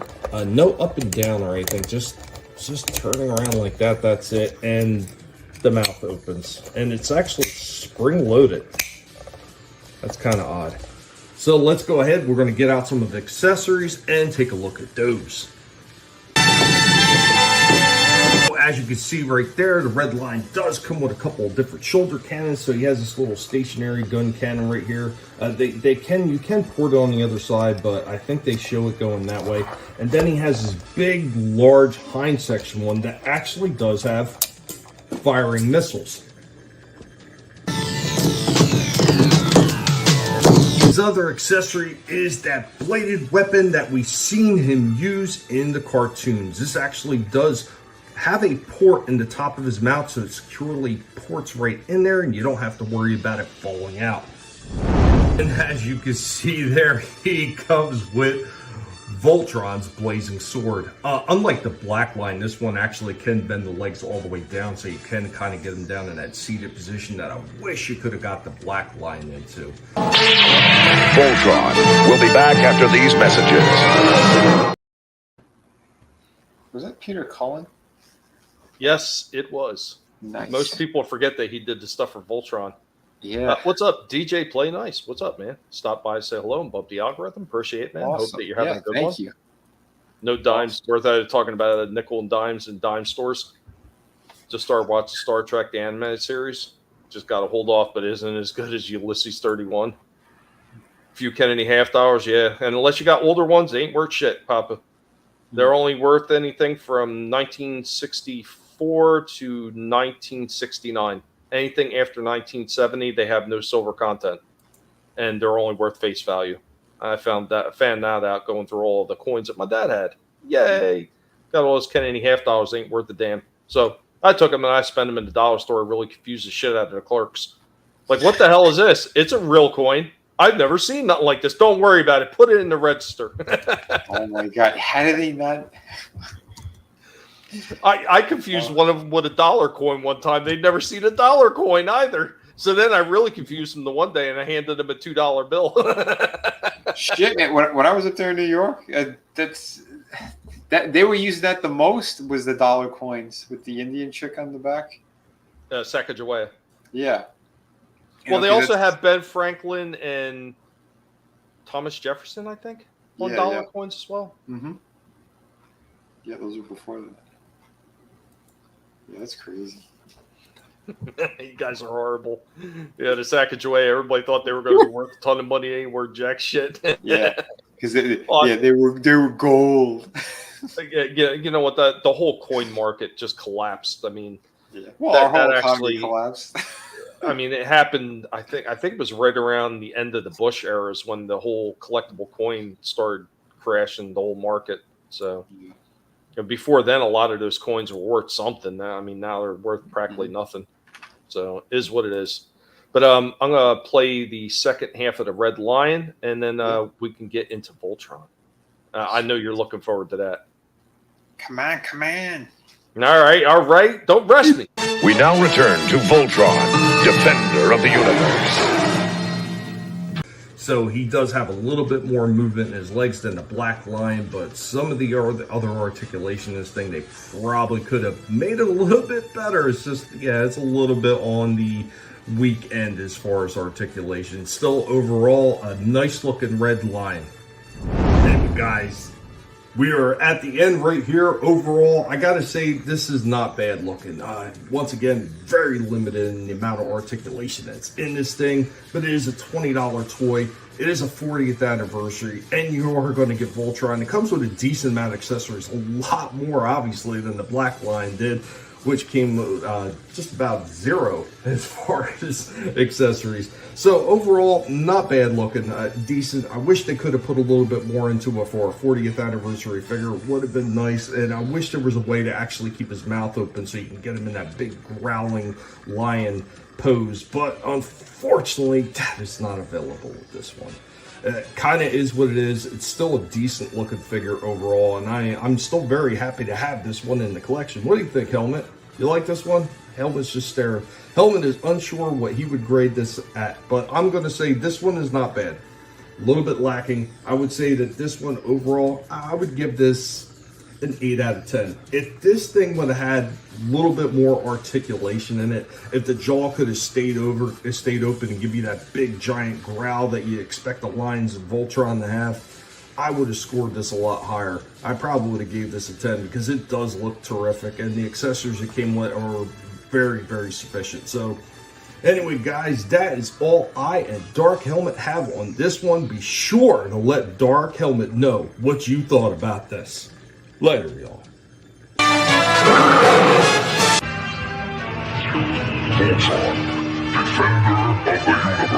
Voltron, Defender of the Universe. It was pretty sweet. I do think that the green and the red line by far were the standouts in the 4 lines. Yep. That extra articulation, man. If only they just put a little bit more in there. I mean, this harkens back to the days of the Matchbox and the Bondi ones. It's pretty much the same articulation those things had.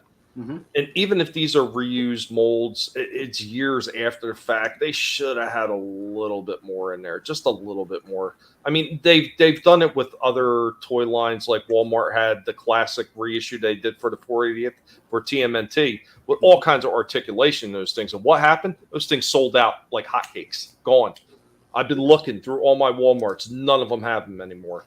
Wait, for which one? The classic. The classic one? Oh. The classic TMNT, but with articulation updates, where they've got total articulation everywhere with ball joints and everything. Mm-hmm. Elbows, they even come with like a little mini diorama city-based top that comes with the figure too. Things are excellent. Yeah, I haven't seen those. I seen it once, and the only one I seen at the time was Donatello, and I was thinking about getting it, but I was like, I looked at my wallet and I was like, shit, not today. And then when I went back, never seen them again. I know, you opened your wallet and a moth flew out. You were not far off. Well, I know. Cries of a sad pig came out of it. No wheels. There would be no wheels. It's a lion. What's wrong with you, Time Prophet? Get a car. But now we're going to get into the moment that Vinnie has been waiting for. We're going to get into Voltron, fully assembled. Here we go.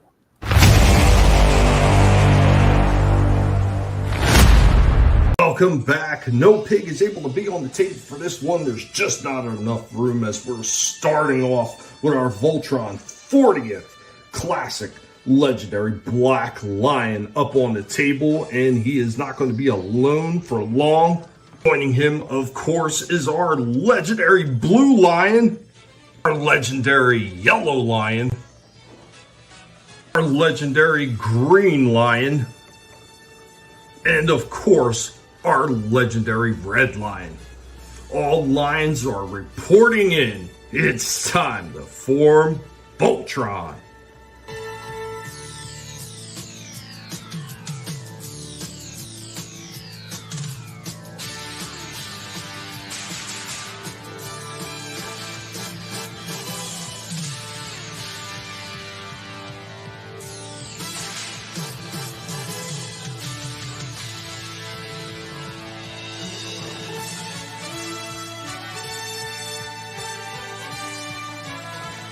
We go with our fully assembled Voltron. I know this is not really doing it justice. I had to pan way back to be able to get this guy all the way in the shot. And why this guy looks pretty damn spectacular all assembled, there are some major issues with this. So Playmates really didn't do anything different with, I guess, this original mold that this was taken from, because when you assemble him in the Voltron, it is very hard for him to stand. The joints are just not strong enough. The ratcheting joints that they put in were not strong enough to be able to hold him up. He almost wants to fall over every time you go to move him. Like if I just move him a little bit, see, he just wants to slop right over. That is a huge miss, Playmates. You should have made sure every last one of these joints were going to be tight enough to be able to assemble this guy into Voltron, and for him to be able to stand. You did not do it, and it's all down in the legs. The heads, the ratchets that are on there are so weak that they slop the minute he moves, and that's why he wants to fall over. The joints right here in the knees on the end of those paws are so weak they cannot barely hold this figure up. He just wants to fall over every time. Like, watching and make sure this thing don't crash. I mean, other than that, this thing does look spectacular, and this thing is huge. They said he was supposed to be about a 16-inch tall Voltron. Let's see what he actually comes in. He comes in at a little over 16. Just a little over 16 with the wingspan. With the wingspan, you're looking at a little over 18 and a half inches with the wingspan. Voltron will be back after these messages. Yeah, it looks like the legs weren't even in all the way, like on the left one.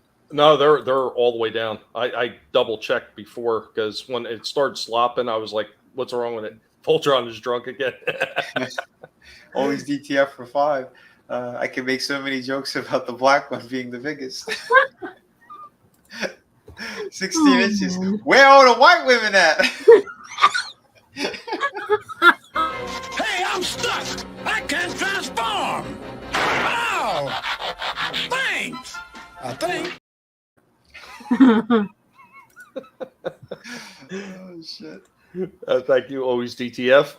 Yeah. Thank you. But yeah, I double and triple check on that thing, and yeah, they were ported all the way down. So it's the lower legs of the black line right down in the paws. That's where it's slopping at. Wow.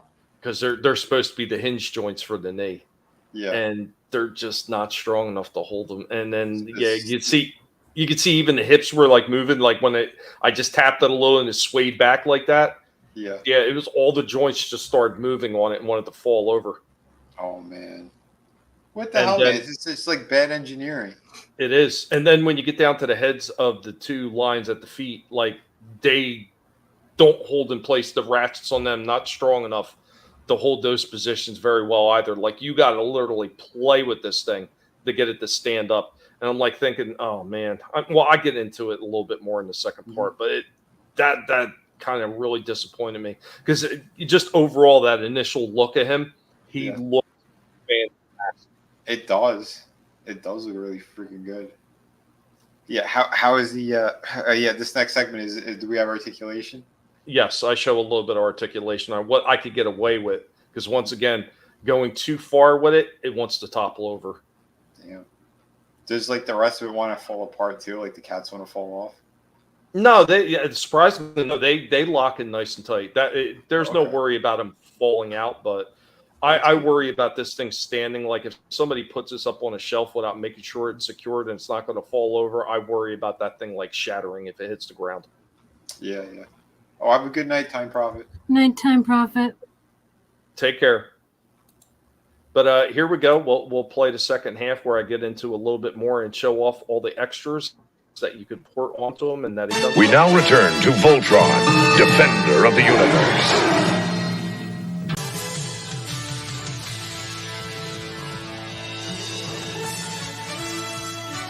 Here we go with Voltron in a little bit of a stance. Got his big shuriken, almost like a mini shield thing going on there. He's being held by the green line. Not bad. I mean, you can get him in some poses. You just have to be very careful to get him properly balanced, or this guy will topple over like a Jenga tower.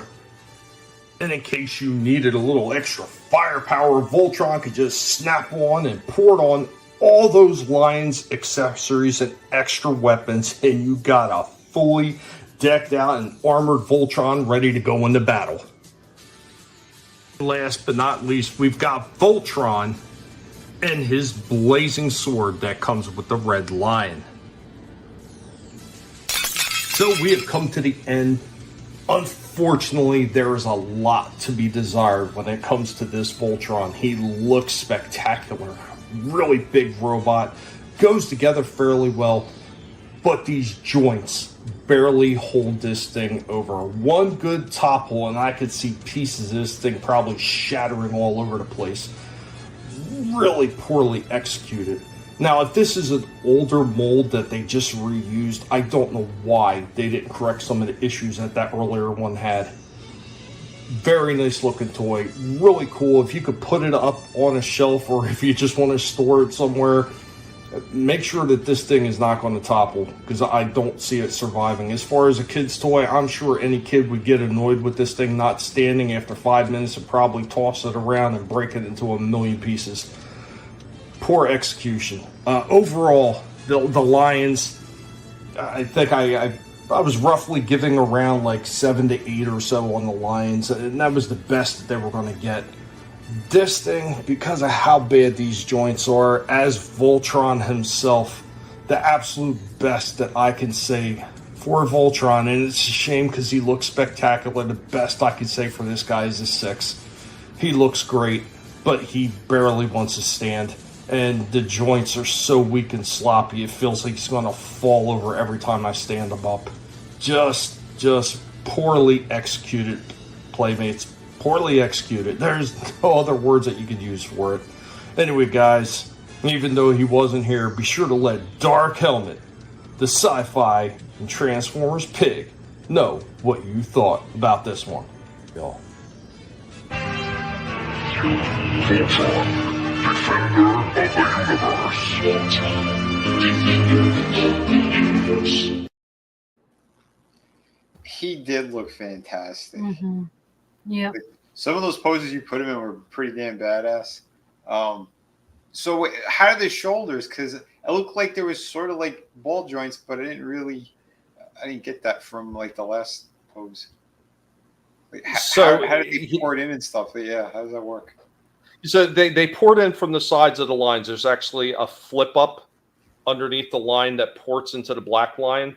So It's got a little bit of movement out and up, but it's not like a ball joint or nothing like that. It's just like a hinge point. But it's ratcheting turns on the inside of the black line where they port in. So that's where you get the forward and around movement from. Oh, okay. Now the black line has to turn down at the bottom of the leg, like it would be the black line's thigh section. That's why I was able to kind of flare his legs out sideways and everything like that. But once again, once you get into a too far forward of a position or too far back of a position, leaning, he's not stable and he keeps wanting to fall over. Damn. So I had to play with it multiple times to be able to even get it in those poses, and I was like starting to get frustrated. Yeah, imagine. Yeah, he looks freaking great though, man. Yeah, it's still really cool that you got it. You got the whole thing. Oh, absolutely. I'm not upset I got him, and I don't want anybody to get it wrong that I'm saying it's a piece of shit. I just think that they did so much better. Yeah, you're giving an honest critique on because engineering wise, if they stepped that up a little bit or updated it from the previous mold, we could have really had a super spectacular set right there. It's right there. I mean, not unless they turn around and do the same thing that they did with the turtles, and then give like the another 40th, but an upscaled version. Yeah. So instead of just releasing an older one, like giving us an updated, more posable one, like they did with the turtles. I mean, I don't know. I mean, I think that's what they should do. You know what? You put a lot more joints in there, a lot more posability, a lot more ways to be able to pose a Voltron so he's not falling over too like that. Most people are not going to have any gripes about spending a little bit more because, once again, a $40 Transformer toy pales in comparison next to this $30 black line. Like, it's so much smaller than it. And plus, the black line's got lights and sound. Granted, he didn't come with any kind of accessories, but he's got lights and sound and everything, and it's a pretty damn big toy. And then all the other lines, whether they're the green ones that are a little bit, the green and red that are a little bit smaller, and the blue and the yellow, they all come with a ton of extras in there, and it's more than worth the $20 price tag. It's just, once again, quality control issues that Playmates still seems to suffer through. And they're not the only ones. Mattel does the same stupid shit, and they just haven't learned their lessons yet. Yeah. They can't help themselves. I mean, overall, though, if you are a Voltron fan, I would say pick these up. They're moderately priced. They're not going to really break your break the bank, you know.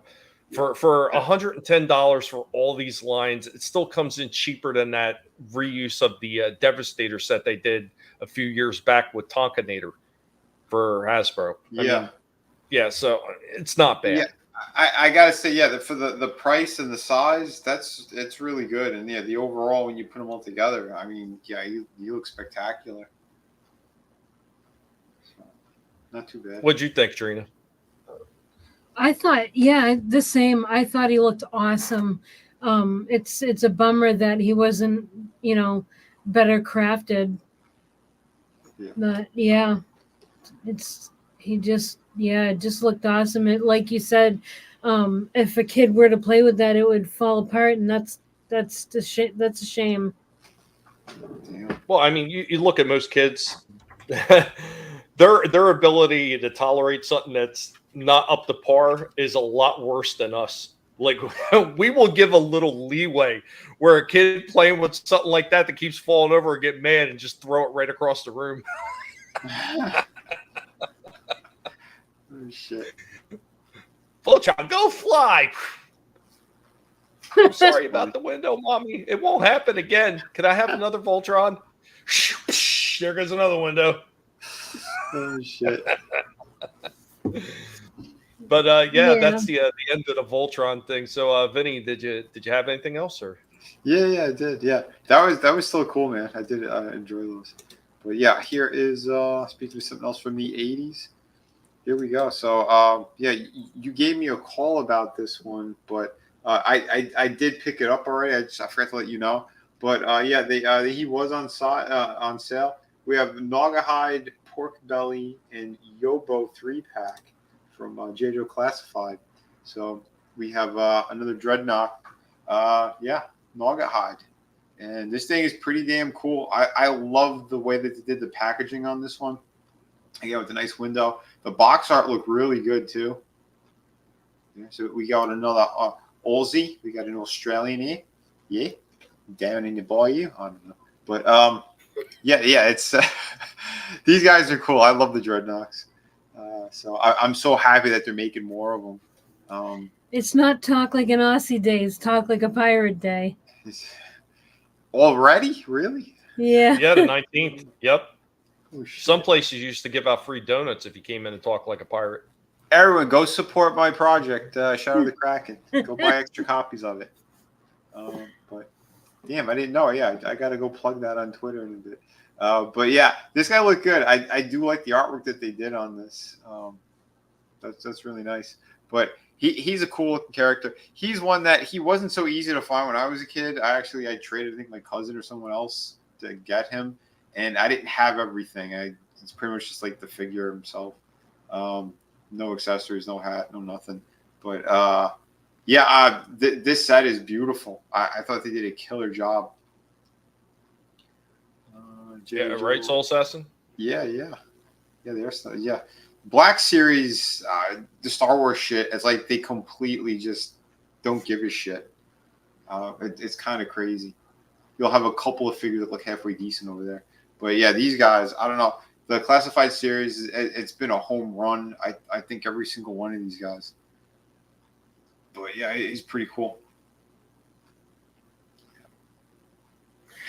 I like this because instead of that one, who is that G.I. Joe figure that has a parrot on his shoulder?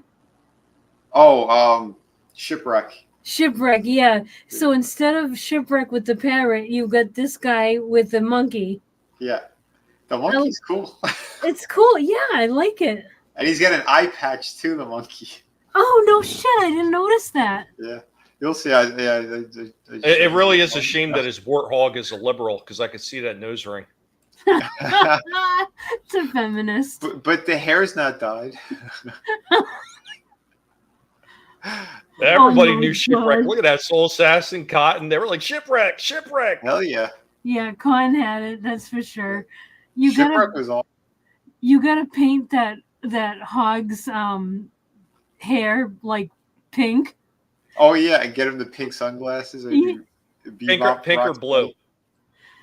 Pink. Yeah. I saw someone do that. They had a stuffed one, and they put the shades on it, and they did the hair pink, so it looked like the one from the Ninja Turtles, like it was mounted on the wall. Oh, cool. It That was is fantastic. cool. But yeah, articulation is really good on this thing. If they sort of have like kind of ball joints for that whole kind of hip section, very natural. It's kind of like what they did with Timber. Yeah, they did a really good job on the articulation with Timber too.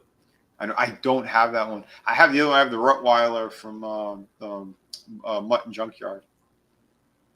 Yeah, that's the one I was thinking of. Yeah, that's a nice one too. But I do like they did the whole kind of mid torso area, like that ball joint. You can spin it all around. So yeah, beautiful stuff. These things are fun. But I just laid them down so I could show you guys a proper look at them. Yeah, look at that eye patch on his left eye. That's great. Yeah, the texturing on this figure too is really killer. Yeah, that's actually really well done. Yeah, the tattoos and everything. I want to show a better look at that.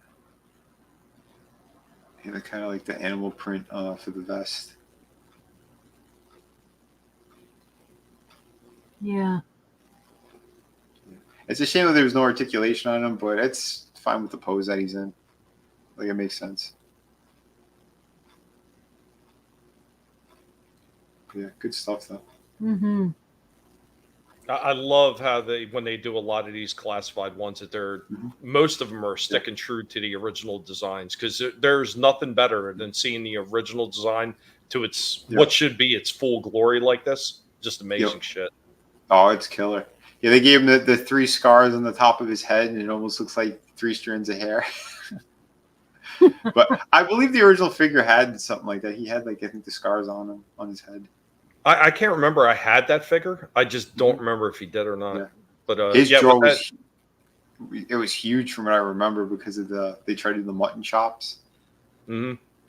Yeah, always DTF. YouTube has them playing all the time. The G.I. Joe episodes. Yeah, 24/7. Yeah, I highly recommend the movie. The movie's fantastic. The opening is one of the best that you'll ever see out of any cartoon. When it starts off with the Cobra. And yeah, they're by the Statue of Liberty. What an awesome opening.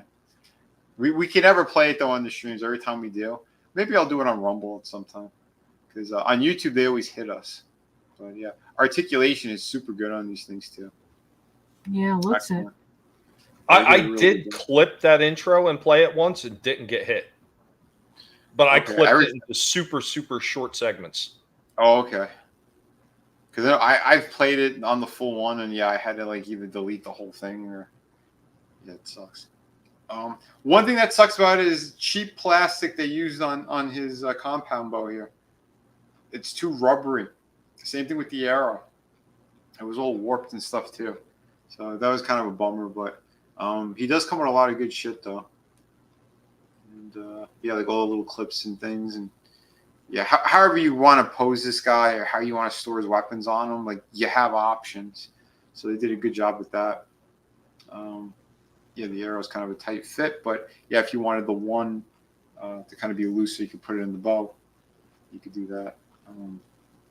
Yeah, I wasn't really fidgeting too much with how to put everything on, because again, running on a little bit at a time today when I was putting these things together. But you do have the option if you just want that on his back as is, and they also have like the sniper weapon that he comes with, and the case for all of it. It comes with 2 knives. They're the same knife. They just go in, the different parts on them. Again, the sheath in the back and the one on his boot. But again, like the sculpt work and the paint application is so good on these things.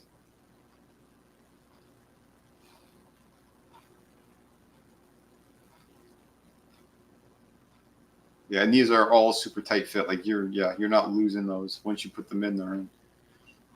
I like that. Yeah, it's very secure.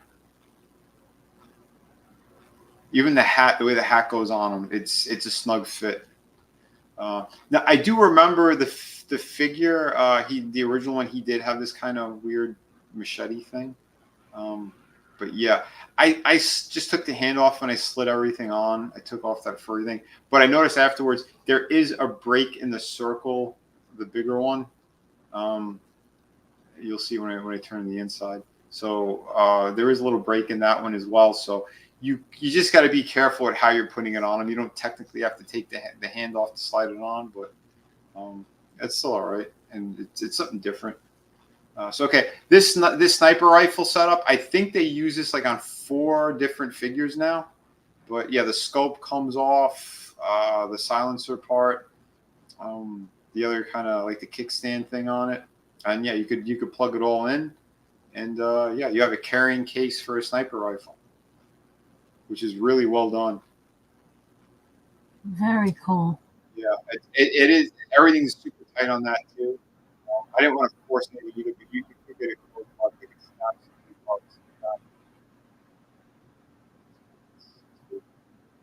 It sounded like you were walking away while you were saying that. Kind of reminded me of Cable Guy. Like, I'm leaving now. So But yeah, it's really cool though. I do like that, and like the sculpt work on it is killer. Yeah, these are great.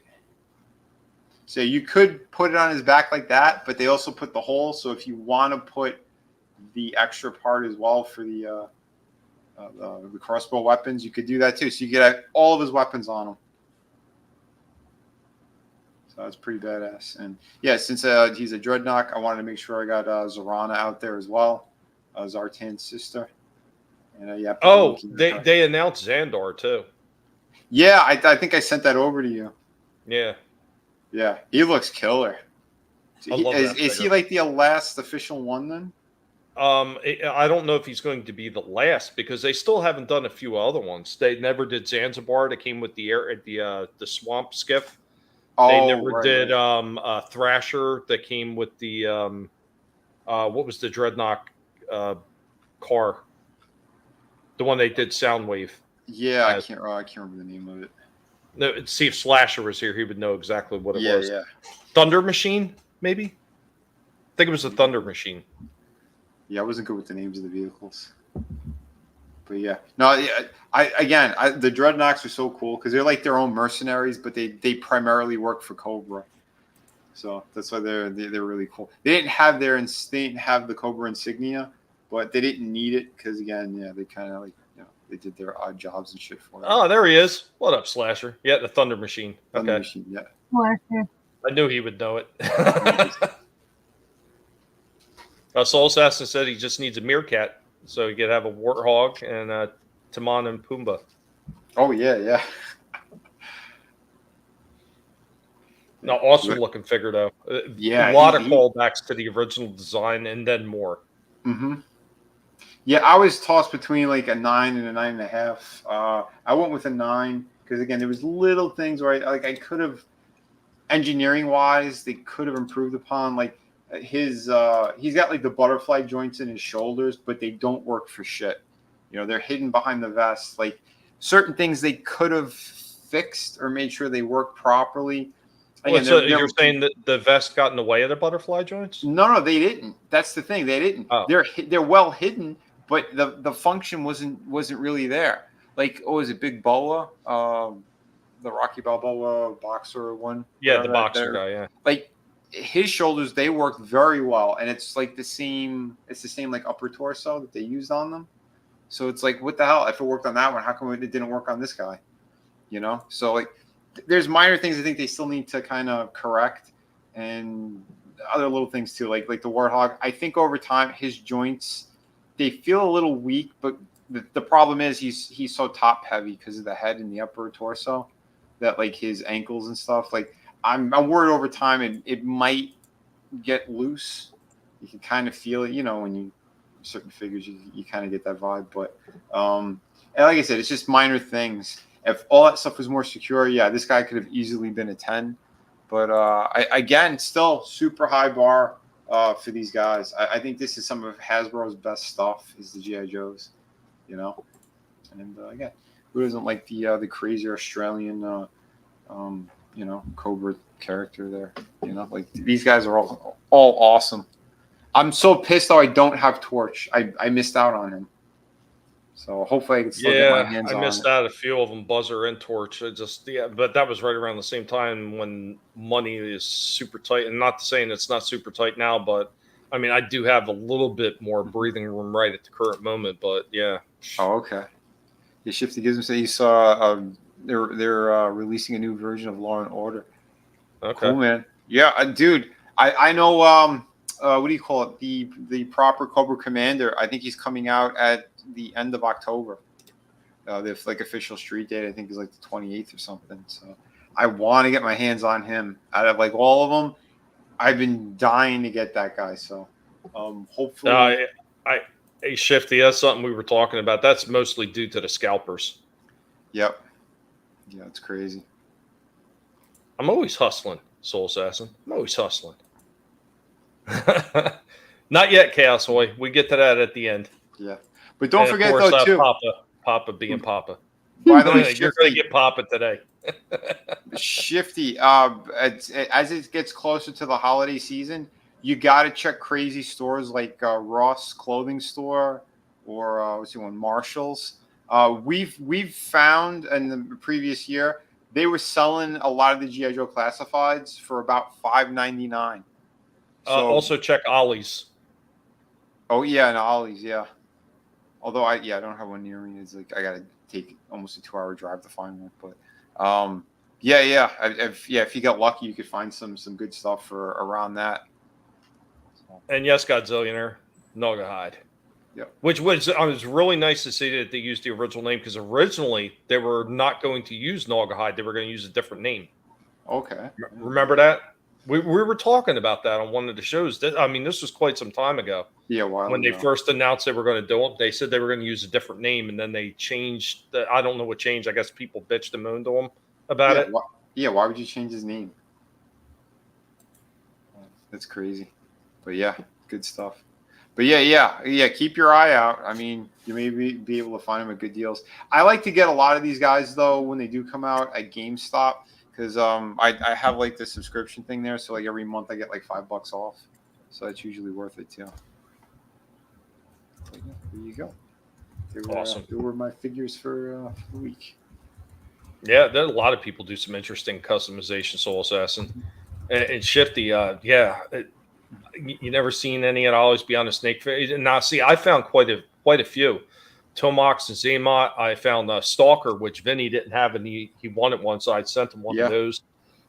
Dude, yeah, for $6, man, that was a beautiful figure. A couple other people have seen figures like Serrana for $5 in Ollie's. So wow. Lady J was one of the ones that I got at Ollie's. I mean, I've seen quite a few different ones. The problem is when they get them in, they sell it really quick. So what happens is a lot of these people that are selling online, these scalpers and shit, they will go in and they will buy these son of a bitches in bulk. Then they will take them home and they'll jack up the prices and put them on eBay or wherever they're selling. So yeah, it's crazy. Yeah, if you happen to walk into an Ollie's, if you're not too far away and you check often, man, check often. I mean, it's like me and my Targets. Like every time I'm going out for pig food, I don't care if that's all I'm going there for. I'm looking down the whether I got money or not. And if I don't, I'm looking for some place to hide these things. Maybe over in the diaper section or something. You got to do what you got to do sometimes. It's hilarious. Yeah, they have one cup that they're doing crossover.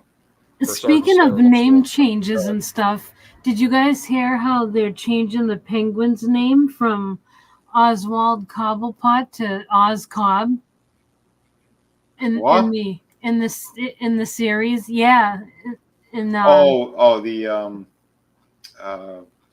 Max, in the HBO Max one. Yeah. Oh, okay.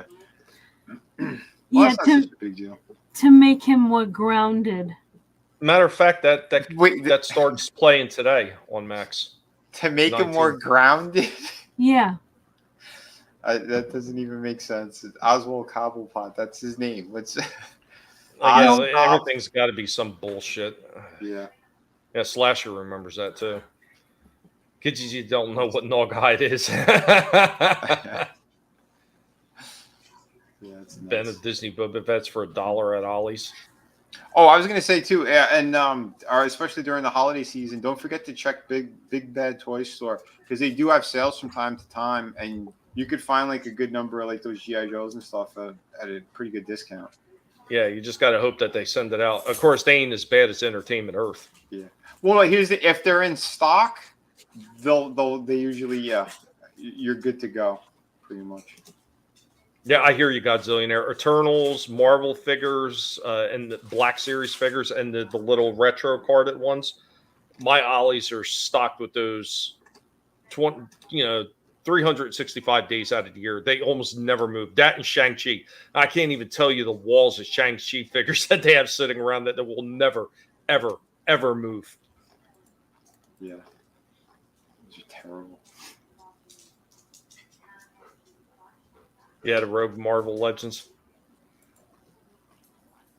Oswald the Chamber Pot. That was good. Yeah, they do have to change everything, Chaos. They can't help themselves. They're ridiculous. Yeah. And cocaine is a hell of a drug. It absolutely is. Right. Do I have that? Yes, I do. Cocaine is a hell of a drug. Oh, you know what's up right now for pre-order? Jada released another, but yeah, it's for pre-order on Big Bad Toy Store. Another Street Fighter figure. So hold on, I'll show this one.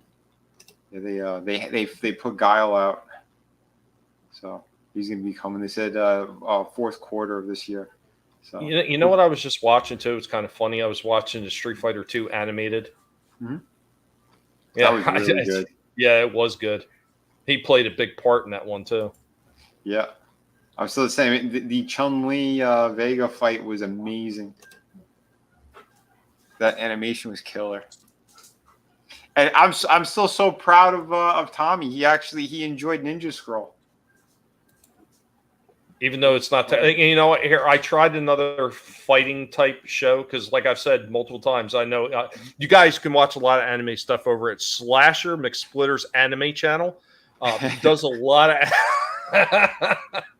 I told everybody I'm not typically into those things. No, I think it's just like a lot of the ones that I've seen early on. I didn't care for them very much. So I went scrolling through a few more on Tubi last night. Mm-hmm. Two of them, shit. Turned them off within 5 minutes. I was like, I can't stand these. I found a third one called Heavenly Sword. I didn't mind that.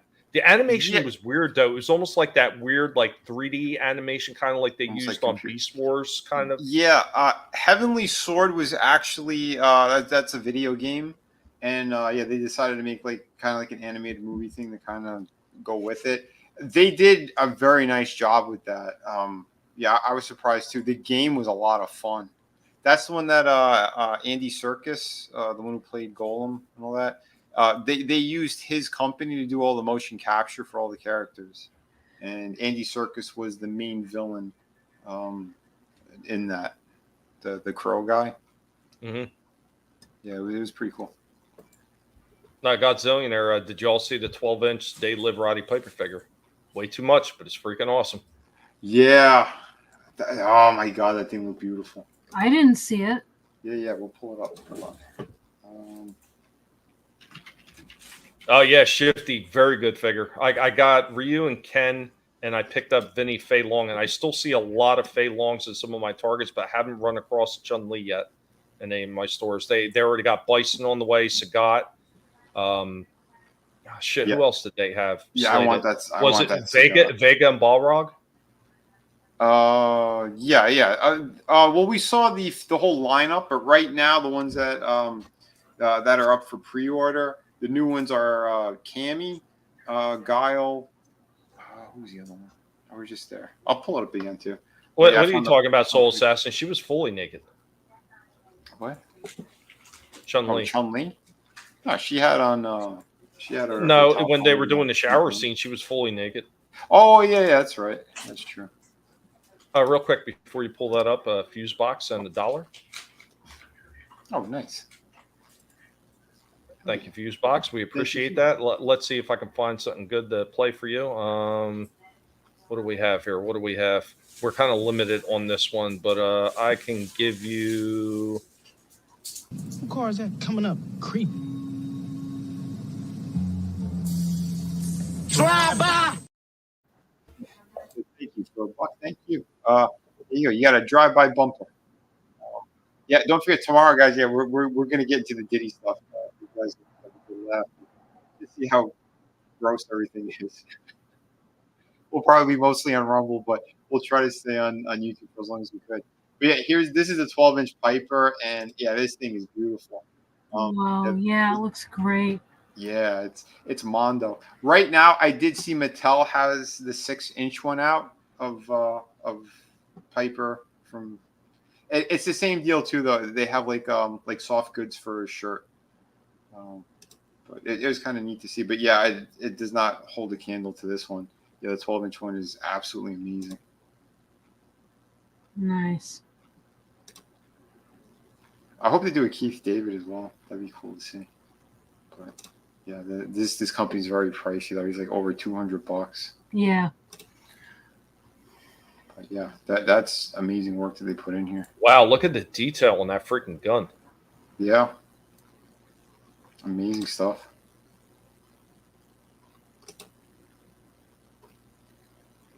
Yeah, I think they did like a lot of the X-Men characters and stuff too, the 12-inch ones. And the He-Man, their He-Man figures are jaw-dropping. Yeah, Mondo does some good work. Let's see, we'll click on some of their stuff. Oh yeah, the Batman animated series, they did those too. Yeah, look at their Hordak. Oh, dude. Yeah, hold on. I'll get some more photos. Wow, that looks awesome. Yep. I seen 2 of these at that one toy store. I haven't been there in forever, but I got to go back there at some point. I want to see if I can sell some more shit. But yeah, they had like 2 of them behind the glass. Holy shit! In person, yeah, it's like break glass for emergency. Yeah, it's an emergency. I need those figures. Damn. Yeah, they're beautiful.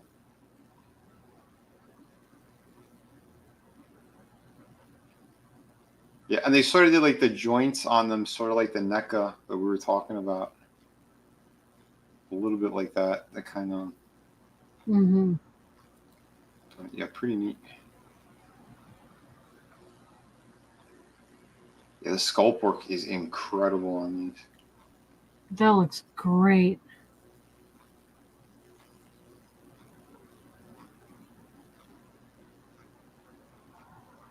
Yeah, look at that thing.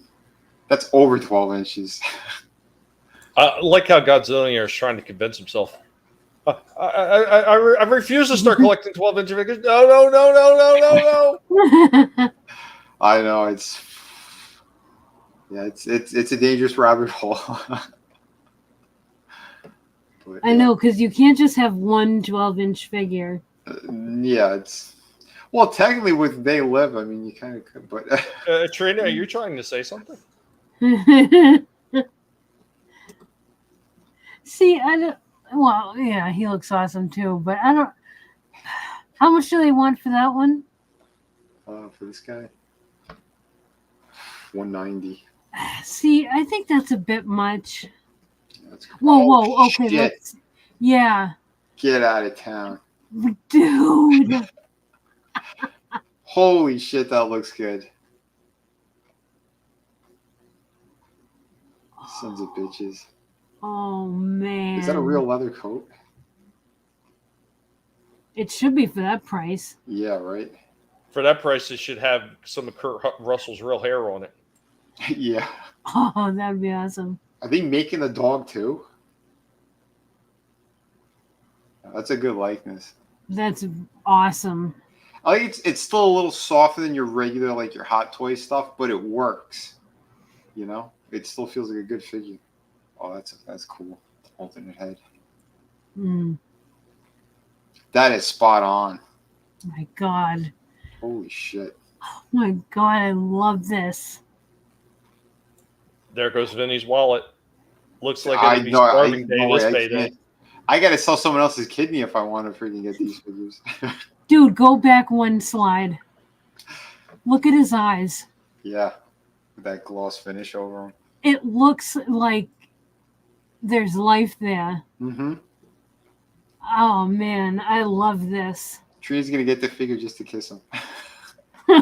Trina's sitting there looking at that figure going, giggity. Yeah, these are freaking amazing.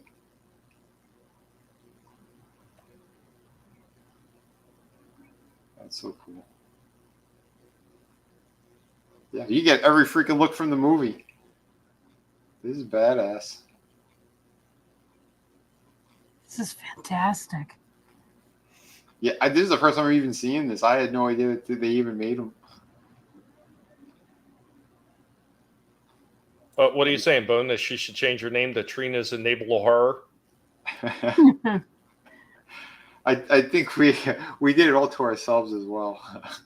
Even shit like someone didn't know about, and they're like, "Oh yeah, did you see that?" And you're like, "Oh man, yeah, these are great." Let's see the full. There's a full list of stuff that he comes with. I just can't get over those eyes. 4 different heads he comes with. No, 2 different heads. 2 of them are at the bottom are like frosted, like snow covered.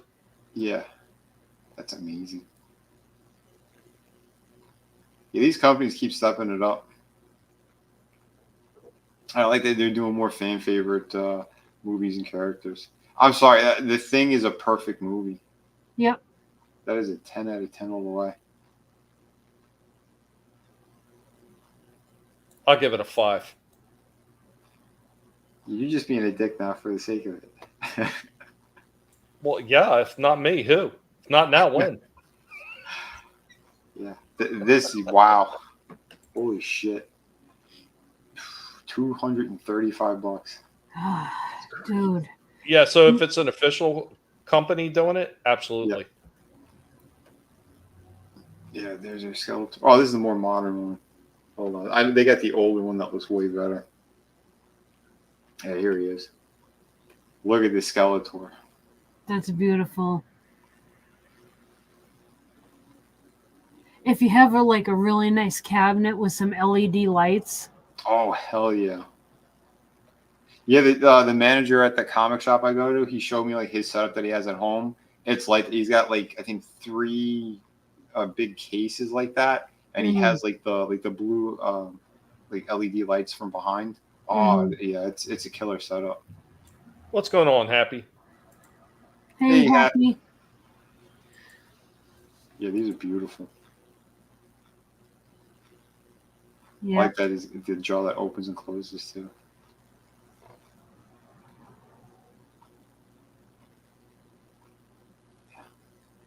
Damn these companies.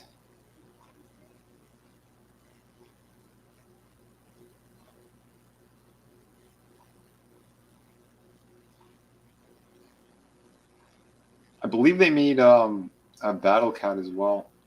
Oh look, they even did the old school original head from the toy. It looks like somebody just threw a Classics head on it almost. Right? But yeah, that is, wow, that's good shit right there.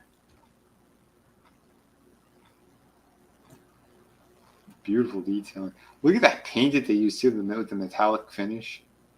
And the speckling in there. Yeah. That's beautiful. The wash on the bones. Yeah, that's...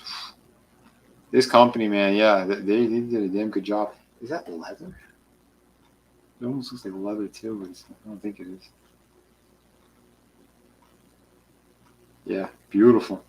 And see, I love when the companies, they actually have the full ball joint with the peg that's put into the hand properly. So they're each individual. That's the way to do it. Yeah, these are killer. Again, way too pricey. Yeah. Oh, they did Man Bat. He's got to be huge. I like that style. Yeah, the animated series, they really did a beautiful job with those. Just scroll through him real quick. Nice. Yeah, oh man, these are great.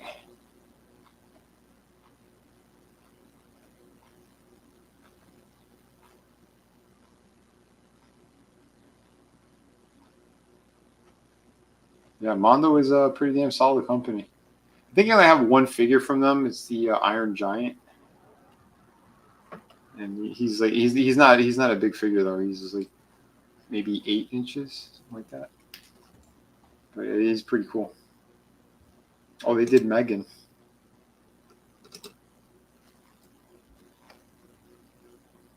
That's pretty good.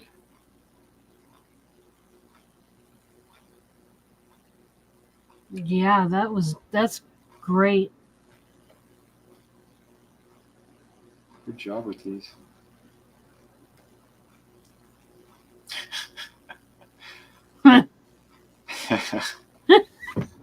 The rooted hair too. Yeah. Pretty damn cool. That's awesome. I like the blood on there. That's nice. Yeah. Ooh. Oh, that looks good. Holy shit.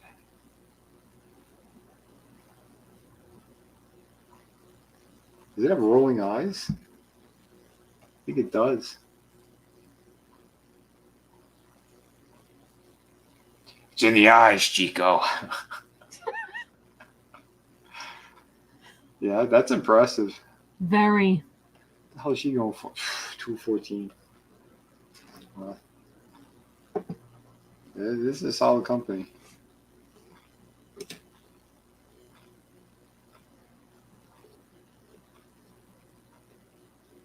I don't know anything about that, Trina. Oh, look, they got Cher. That's a beautiful face. Oh, I have no idea, Soul Assassin. I know that there was a movie with her in it, a horror movie, Jennifer's Body. Mm-hmm. I didn't see that one though. Yeah, I haven't seen that one either. That other blonde, what the hell is her name? Was she the Mamma Mia one? What the hell? I can't remember her name. But yeah, no, these look amazing. Yeah. Again, see, they're smart. They did the wired cape. That's how you do it. You get so much more movement out of these figures and posability.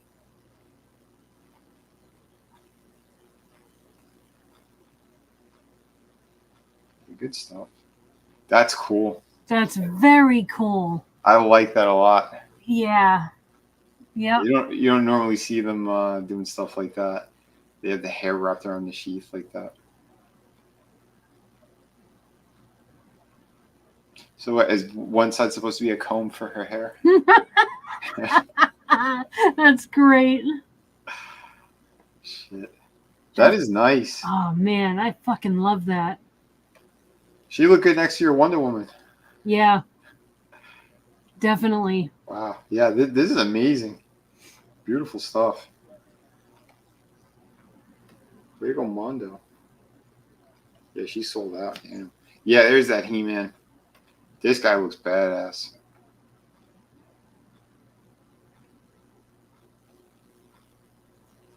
I know, right, Godzillionaire? Yeah, exactly. I don't like that one. His arms are too stumpy. He looks like he's got midget arm problem. A little bit.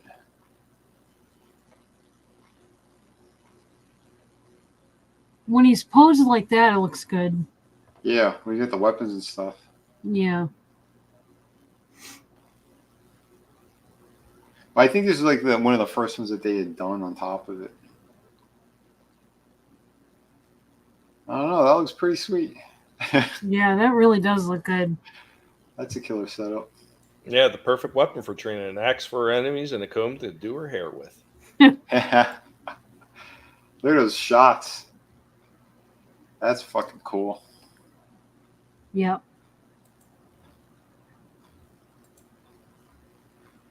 Nice.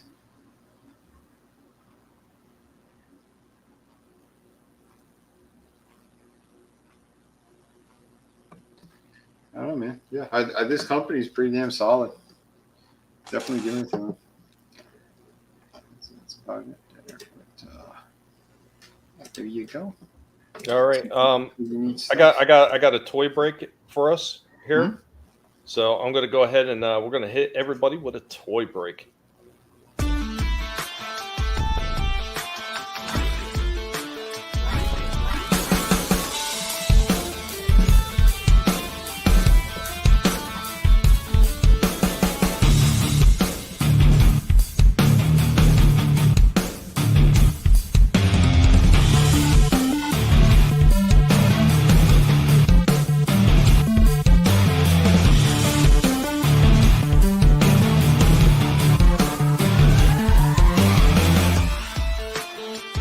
Welcome back for this toy break on Collectable Past.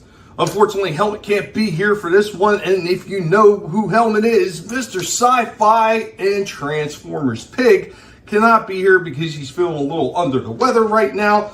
But from the bottom basement prices that you sometimes get at Walgreens and some of these other places, we got the Mars Converter Valve Charger.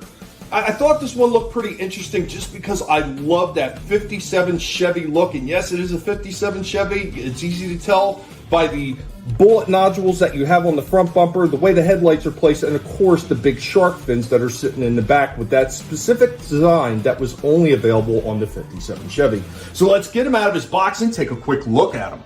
We're going to go with Valve Charger right out of the box. It's not incredibly articulated. There is a little bit of bend right there in the leg. Of course, movement at the knee. The foot here moves up and down a little bit. The arms move around. They're pretty weak. The joints are. A little quick elbow right there. See, there is hand turn. There should be no helmet or head movement whatsoever, and there is not. But it does have a little bit of a waist turn as well. So we're going to go ahead. We're going to get him transformed in his 57 Chevy and take a look at that. Here we go with Valve Charger in his 57 Chevy form. I gotta say, even for a cheaper toy, for the most part, this thing does port together fairly well. There's a few spots in here where it's a little bit lacking, but he kind of semi-rolls. Pretty interesting piece, and considering that they sell this at Walgreens as part of their Mars converters for only about $13. I think it was $12 to $13. This is a pretty good find, I think, and it's a pretty big figure. Anyway, guys, I hope you enjoyed this toy break.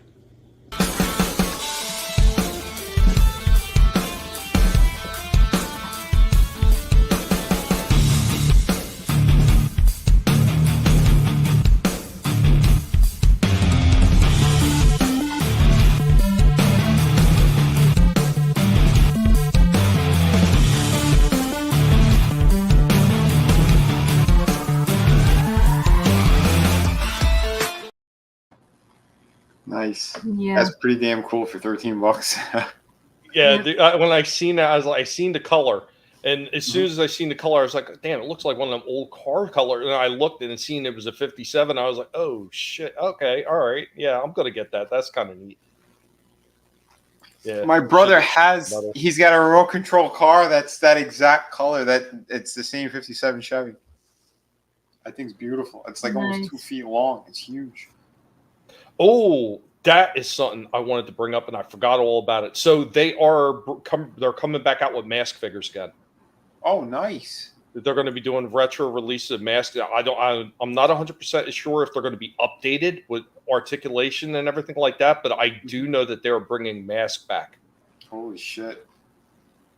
Wow. So they're hanging us upside down and trying to get every loose bit of change. Yeah, they are shaking us. They are shaking us like bullies on a schoolyard at this point. Bastards. So I got one more thing I'm going to save until the end of the show. I got this from Soul Assassin for Trina. All right. Uh-huh. Oh, that's cool. I like that. Excellent. And as far as some of the stuff that I've seen Hasbro's doing, so they got the Transformers Con coming up, and these son of a bitches, they're bending people over backwards for re-releases and repaints. So they got this set right here. This look familiar to you? I gotta blow this up more. One sec. Yeah, what set is this?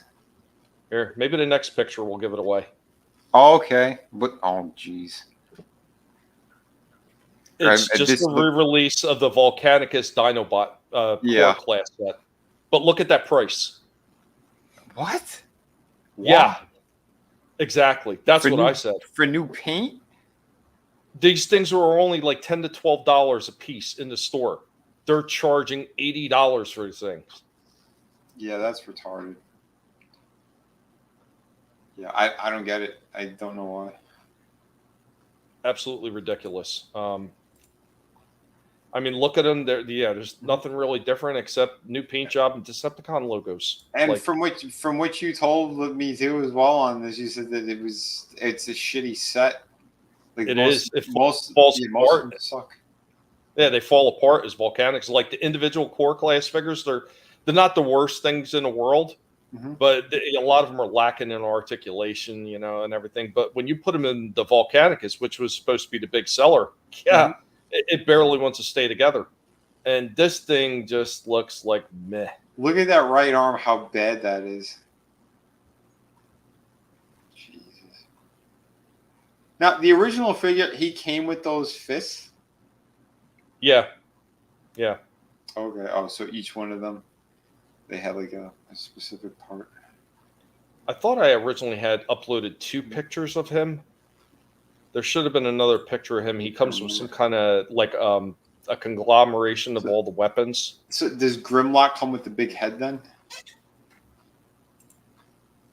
Yes. Yeah. It's separate and you plug it in, or is it part of his transformation? Yeah, it just plugs right over top. Here's the other photo with the weapons. Yeah, that looks ugly as shit.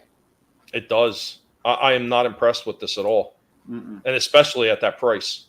No. Like, yeah, you could miss me. That's supposed to be a big giant reveal for a Transformer Con. Nothing new. Yeah, just a repaint and a shitty one at that. Yeah, that's some bullshit. Oh, by the way, I did pull up the Street Fighter. So the ones that are available right now, Chun-Li, you could get her for $24.99 on Big Bad Toy Store. She's in stock. Fei Long, Ken Masters. We got Bison, Dalsim. The ones that are for pre-order, yeah, they are Cammy, Guile, DJ, and actually Ryu. He's I guess he sold out, so he's back on pre-order. Yeah. So sorry, I forgot before. No problem. No problem. Yeah, here's what else they got going. Yeah, I saw this. Yeah. Which, okay, I got my issues with these fucking people. I don't know why they keep doing this. Notice Spider-Man. They did not give him the hinge toes.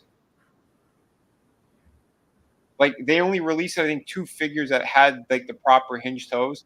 If you're going to keep re-releasing the same mold and everything, why don't you do the proper version of him? So that way he has full articulation, not that he's missing some. Because, again, in the comics and stuff, he's known for doing that, for, being on the front parts of his feet whenever he's, like, landing and stuff, doing his flips and shit. Why would you leave that out? I mean... Vulture is a ginger. The cartoon, like he took some kind of serum or something that made him younger. I think he has the old man head too on this set. No, the next one up is this guy. Yeah, I was never a fan of the character, but I mean that looks good. It's a pretty good looking mold with the chair and everything. Yeah, absolutely. Yeah, but I wasn't exactly a Kang fan. Agreed. A lot of them, Soul Assassin, the hinge toes are a must. Yeah, especially at the price points now. They're jacking the prices up on these. What's up, Steve? Trina threw a brick at me and told me to dress in latex. He's lying. He was already in the latex. So there you go with this guy, Starduster, Edward Starduster Skylar. It looks pretty neat, but that's the Duke body. That's the one that we just saw in stores, the retro carded one. Mm-hmm. Yeah, that's Duke, just with a different paint job. But that's what they're giving. I thought it was a TF. No, it's a Hasbro PulseCon. Yeah. Oh, okay. And that's their exclusive. And and I understand Godzillionaire. There's quite a few characters that they had in Japanese that they didn't have in the American. Some of them were, and I got into this with Pacific yesterday on his 40th celebration for Transformers, that they had actually dug back into the well of the old Microchange when they were doing some of the Japanese shows, like when they were doing their Godmaster series. So, I mean, but at the same token, I mean, they're reusing a shitty set and just painting it and then charging a lot more for it. And it's absurd. Yep. And like, I'm sure that this one is probably going to be ridiculously priced too for just a repaint and a few different accessories. Yeah.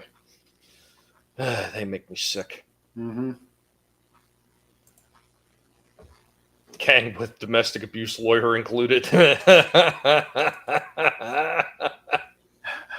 Yeah, Stiga, he bought a 40th anniversary in Gamorrean Garden. Mm-hmm. Oh, nice. So, did we have anything else? Yeah, I actually just saw this. Let me pull it up.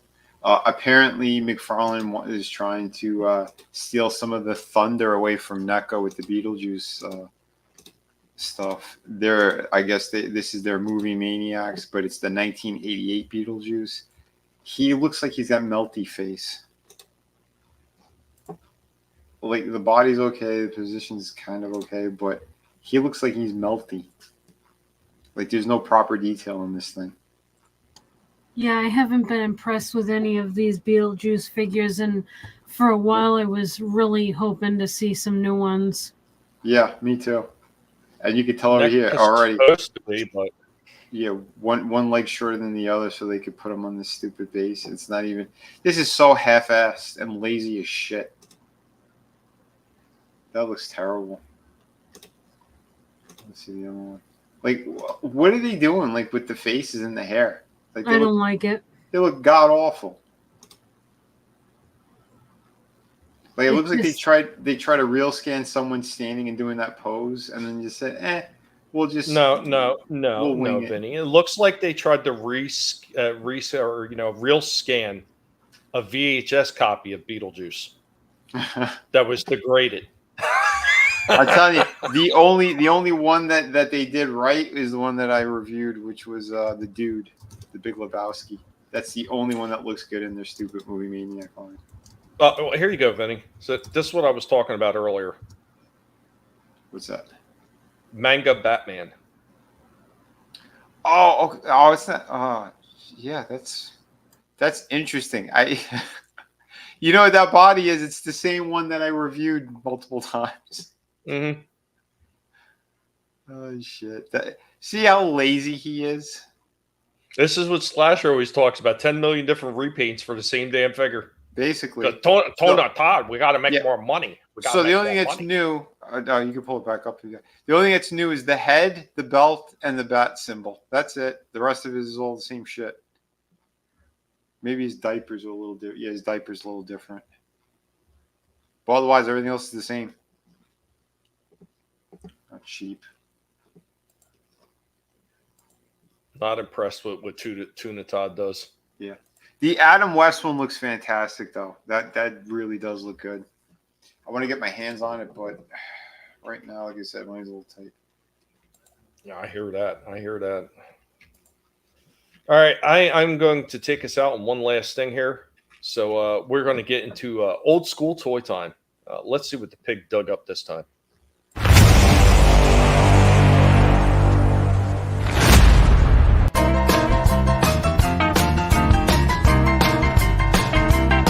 Guys, welcome back for this old school toy time. No Pig is here for this one. This one is actually going to take most of our recording area. So from 1989, we have this Beetlejuice doll right here who did have a talking feature. I have to hold the stringer. It sounds like garbage. And even then, it kind of like barely. Now, if I don't hold the string, wow, almost lost my head. And he also had the feature where he can almost lost his head by spinning it around. There you go, 1989. in a Beetlejuice style with talking features and spinning head. Guys, hope you enjoyed this one for this old school toy time. Welcome back as we're hanging out with Indy, the big and fluffy, the archaeological pig. We're hanging out, and of course you know what that means. It's old school toy time. So what are we showing off today from 1991 and Matchbox? We got a few carded Matchbox vehicles. So we got this ambulance with moving parts. We also have a Model A truck. We also have a bus. Now you will notice that this one is a different line than the other two. But the third one I'm showing off, which is a Chevy Blazer, is from the same line as the other ones from Matchbox. Of course, some of the old school Matchboxes, they used to have the offers on the back. This one for a racer. Pretty cool. Nothing like some good old-fashioned, old-school Matchbox vehicles. So we got those. Let's put those to the side for a moment while Indy gets his nom on. Right, Indy? Nothing better than some good old-fashioned lettuce nom time. And then we're going to show off one more piece. This one is from Ertl. And this is from I believe that's 81. And we've got Boss Hogg's limo. Still has a little Boss Hogg thing on the back right there, and it still has the bull horns on the front of the vehicle. Granted, the paint job, it's a little bit chipped up, it's a little bit beat up, but there we go with that piece.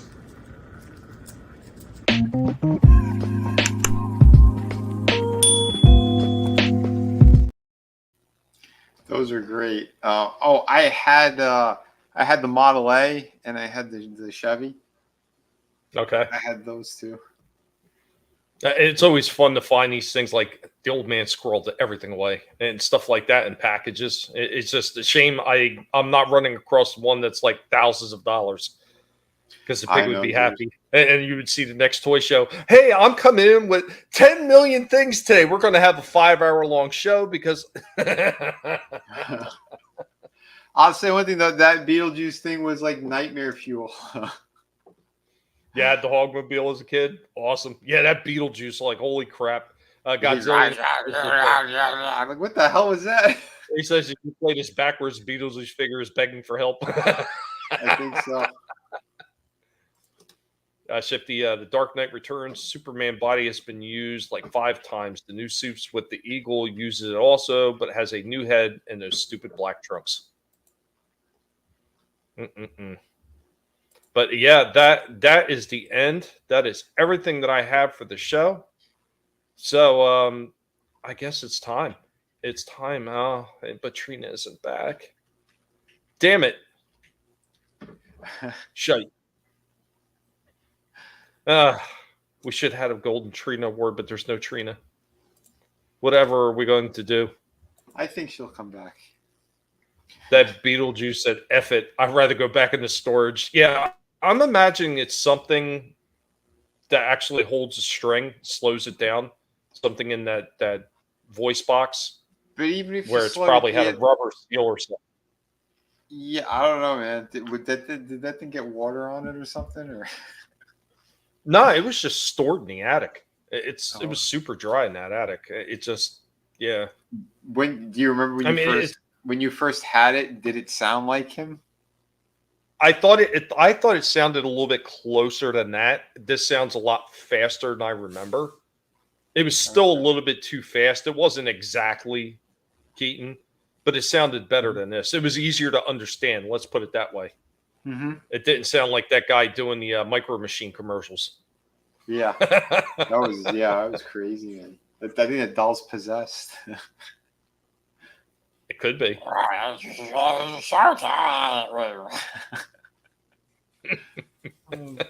That's like the Gollum juice. But yeah, I guess we were going to end out on that. Normally we would do the Golden Trina Award. Trina's not back yet. I don't know if she will get back anytime soon. Should we stall for a little more time? I have nothing else to stall with. I went through the grand list of everything that I had. Is it a number 1 or a number 2? Sorry. It's Yeah, I wish that, you know what? While we're waiting, see if we can bring something up on the mask figures that they're re-releasing. Oh, yeah. I was kind of curious about that. It's coming out next year? I'm not sure if it's going to be this year or next year. I'm pretty sure they said 2025. There's something here. I guess it's Reddit. I don't know. Oh, it kind of blew up kind of big. All right, 1 sec. Let me open this. This is one that I found.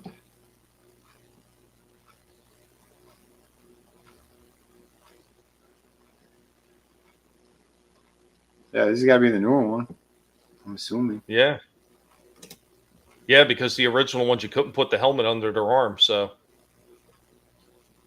That's on Reddit, so I don't know if that was a custom or not, but yeah, Mass Toys Return. Loyal Subjects. That's from Loyal Subjects, so that's what I had heard. Yeah. But yeah, they're just literally showing the old one here. This could be an actual product shot. Huh. But I'd want the car though. I would want that, not whatever that other vehicle was. What about the truck? What was that? Was that the Rhino? I don't remember. It's been a while. That's pretty cool. Yeah, this is the original stuff. Yeah, because the figures were stupidly simple. They just the arms and legs moved, then the head turned, and that was it. And you just put the helmet on. Yeah. Those are still neat. Yeah, I'd sold the pilots a while back. So I had what was his name? Miles. Was it Miles Standish or damn it, what the hell was not Standish? Miles Mayhem. Miles Mayhem, and the other guy was Fire something. God damn it. I forget what his name was. I wasn't like super like you know, a matter of fact, it was that guy right there. That guy with the silver and red helmet. Yeah, I had this too, man. I love this figure. I forget Fire Crotch. I'm pretty sure it wasn't Fire Crotch. Fire away. I wasn't super familiar with the names of all of them, but I found two of those figures with their helms in really good shape in a Transformers lot. So I sold the figures, and I think I got like $15 a figure. Okay. Probably go for more. I mean, I would imagine. This is a really solid fucking line. Dude, they were only $10 back then. Jesus. Well, I mean, it seems cheap now, but back then, $10 was a lot more. Like I said, the Optimus Prime and those Voltron figures being around $20, that was big money back then. Yep. Oh, it Miles Morales. No, it was Miles Mayhem. I was trying to remember his name. Like I said, I wasn't overly familiar with Mask. I knew of it. And Miles Standish was a puppet and crank anchors. Thank you, God. I'm trying to remember his name, guys. Give me a break. I eventually got there. Yeah. Yeah, it was pretty neat, though. Yeah, we'll see. I mean, I'm sure, like for the Toy Fair in February, they'll drop a whole bunch. Yeah. Trina's back. So we can move into our final segment. Are you ready? Are you ready? Ladies and gentlemen, it is now time for the Golden Trina Award for the best review of the night. All right. I am going to give this one to Tommy because of all the clips that you had tonight. And yeah, I think you did a great job. And yeah, congratulations. Thank you very much. I humbly accept this on the entirety of the Guinea Pig Collective. And I like to say it's about time that we are on the top again. To you, Vinnie. We are now number one. Suck it, suck it, suck it. Haven't you won? You've won more than me on those. I'm so humble about it. Yeah. I'm very humble. If you're not gonna be if you're gonna be a sore winner, then I'm not gonna award you the Golden Trina Award again. Oh, right? Son of a bitch! I love you guys. Yeah, behave, Tommy, because otherwise you're gonna get some loges. Not okay. I know, Soul Assassin. One of these days, I'm gonna find some place to put my 3D printer. I swear, I will print some Golden Trina. Oh, I know where you could put it, Tommy. And all day long, I put up a dog's ass. Just bang, bang, bang up his ass. That's my pleasure. It looked like we had a last minute pop in the back, but they didn't apparently have anything working. So they popped in and popped back out. But yeah, that's our show for tonight, guys. I want to thank everybody that has been hanging out in the chat with us. Everybody that goes out and shares links. I know I didn't put any posts out for it. I mean, everybody is going to come and find us, usually knows where to find us every single week. We don't deviate from the schedule very much, and the pig is a stickler for time. You can ask anybody up here.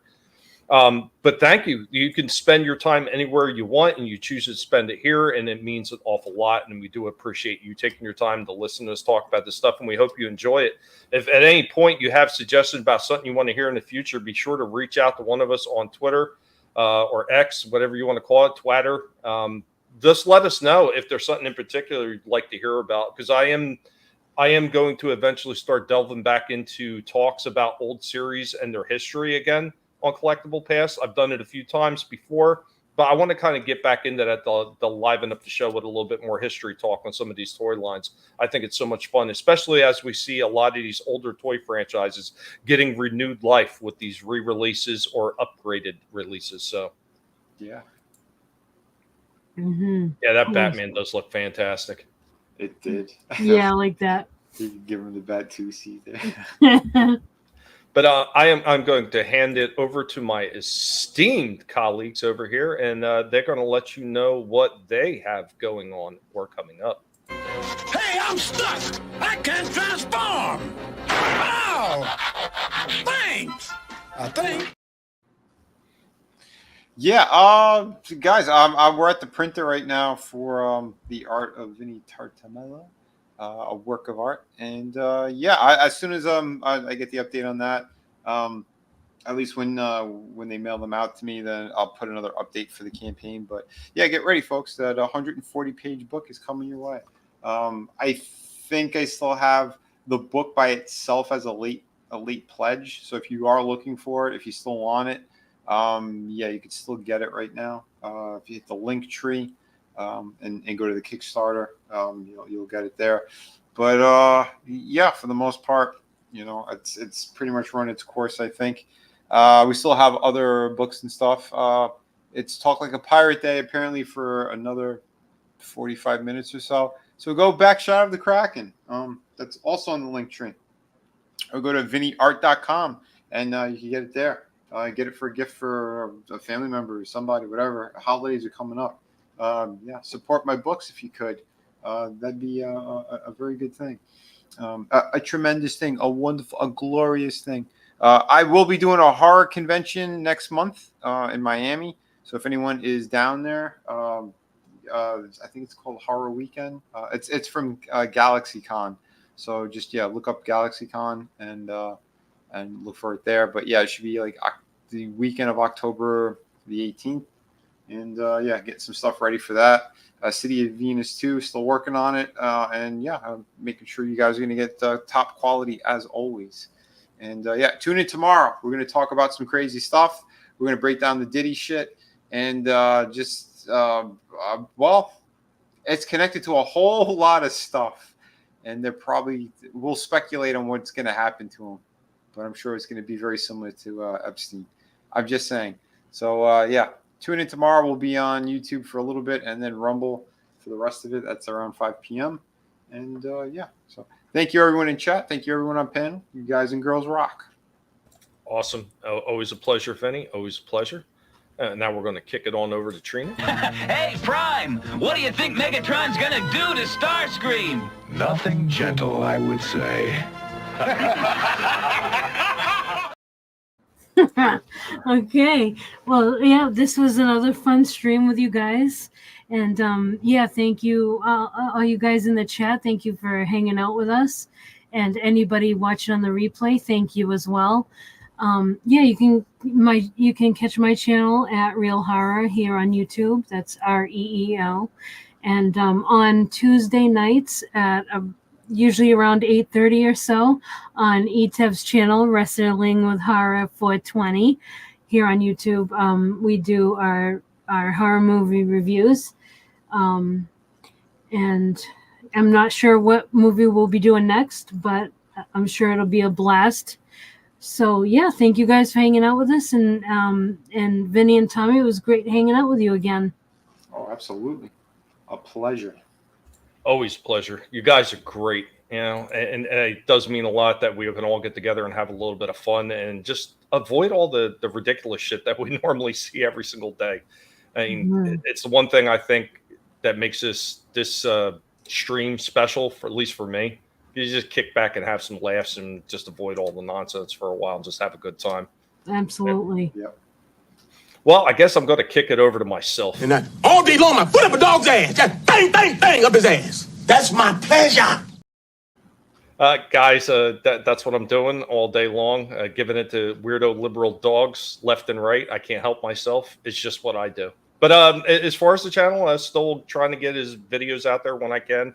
Things have just been a little bit hectic as we had gotten everything together for Cliff Jumper, and I'm still trying to piece together the rest of his tribute video, which when that's ready to be released, I will wind up announcing it probably on a Tuesday stream on one of the Guinea Pig Nibbling Live show, and give him the proper send-off that he deserves. I mean, I think we did the absolute best we could with his casket, and if anybody didn't see Cliff Jumper's casket, here's a quick shot of it. That's what we did for him: wood burning, staining, painting, the whole nine. Absolutely. Plus we got an Autobot pin for him.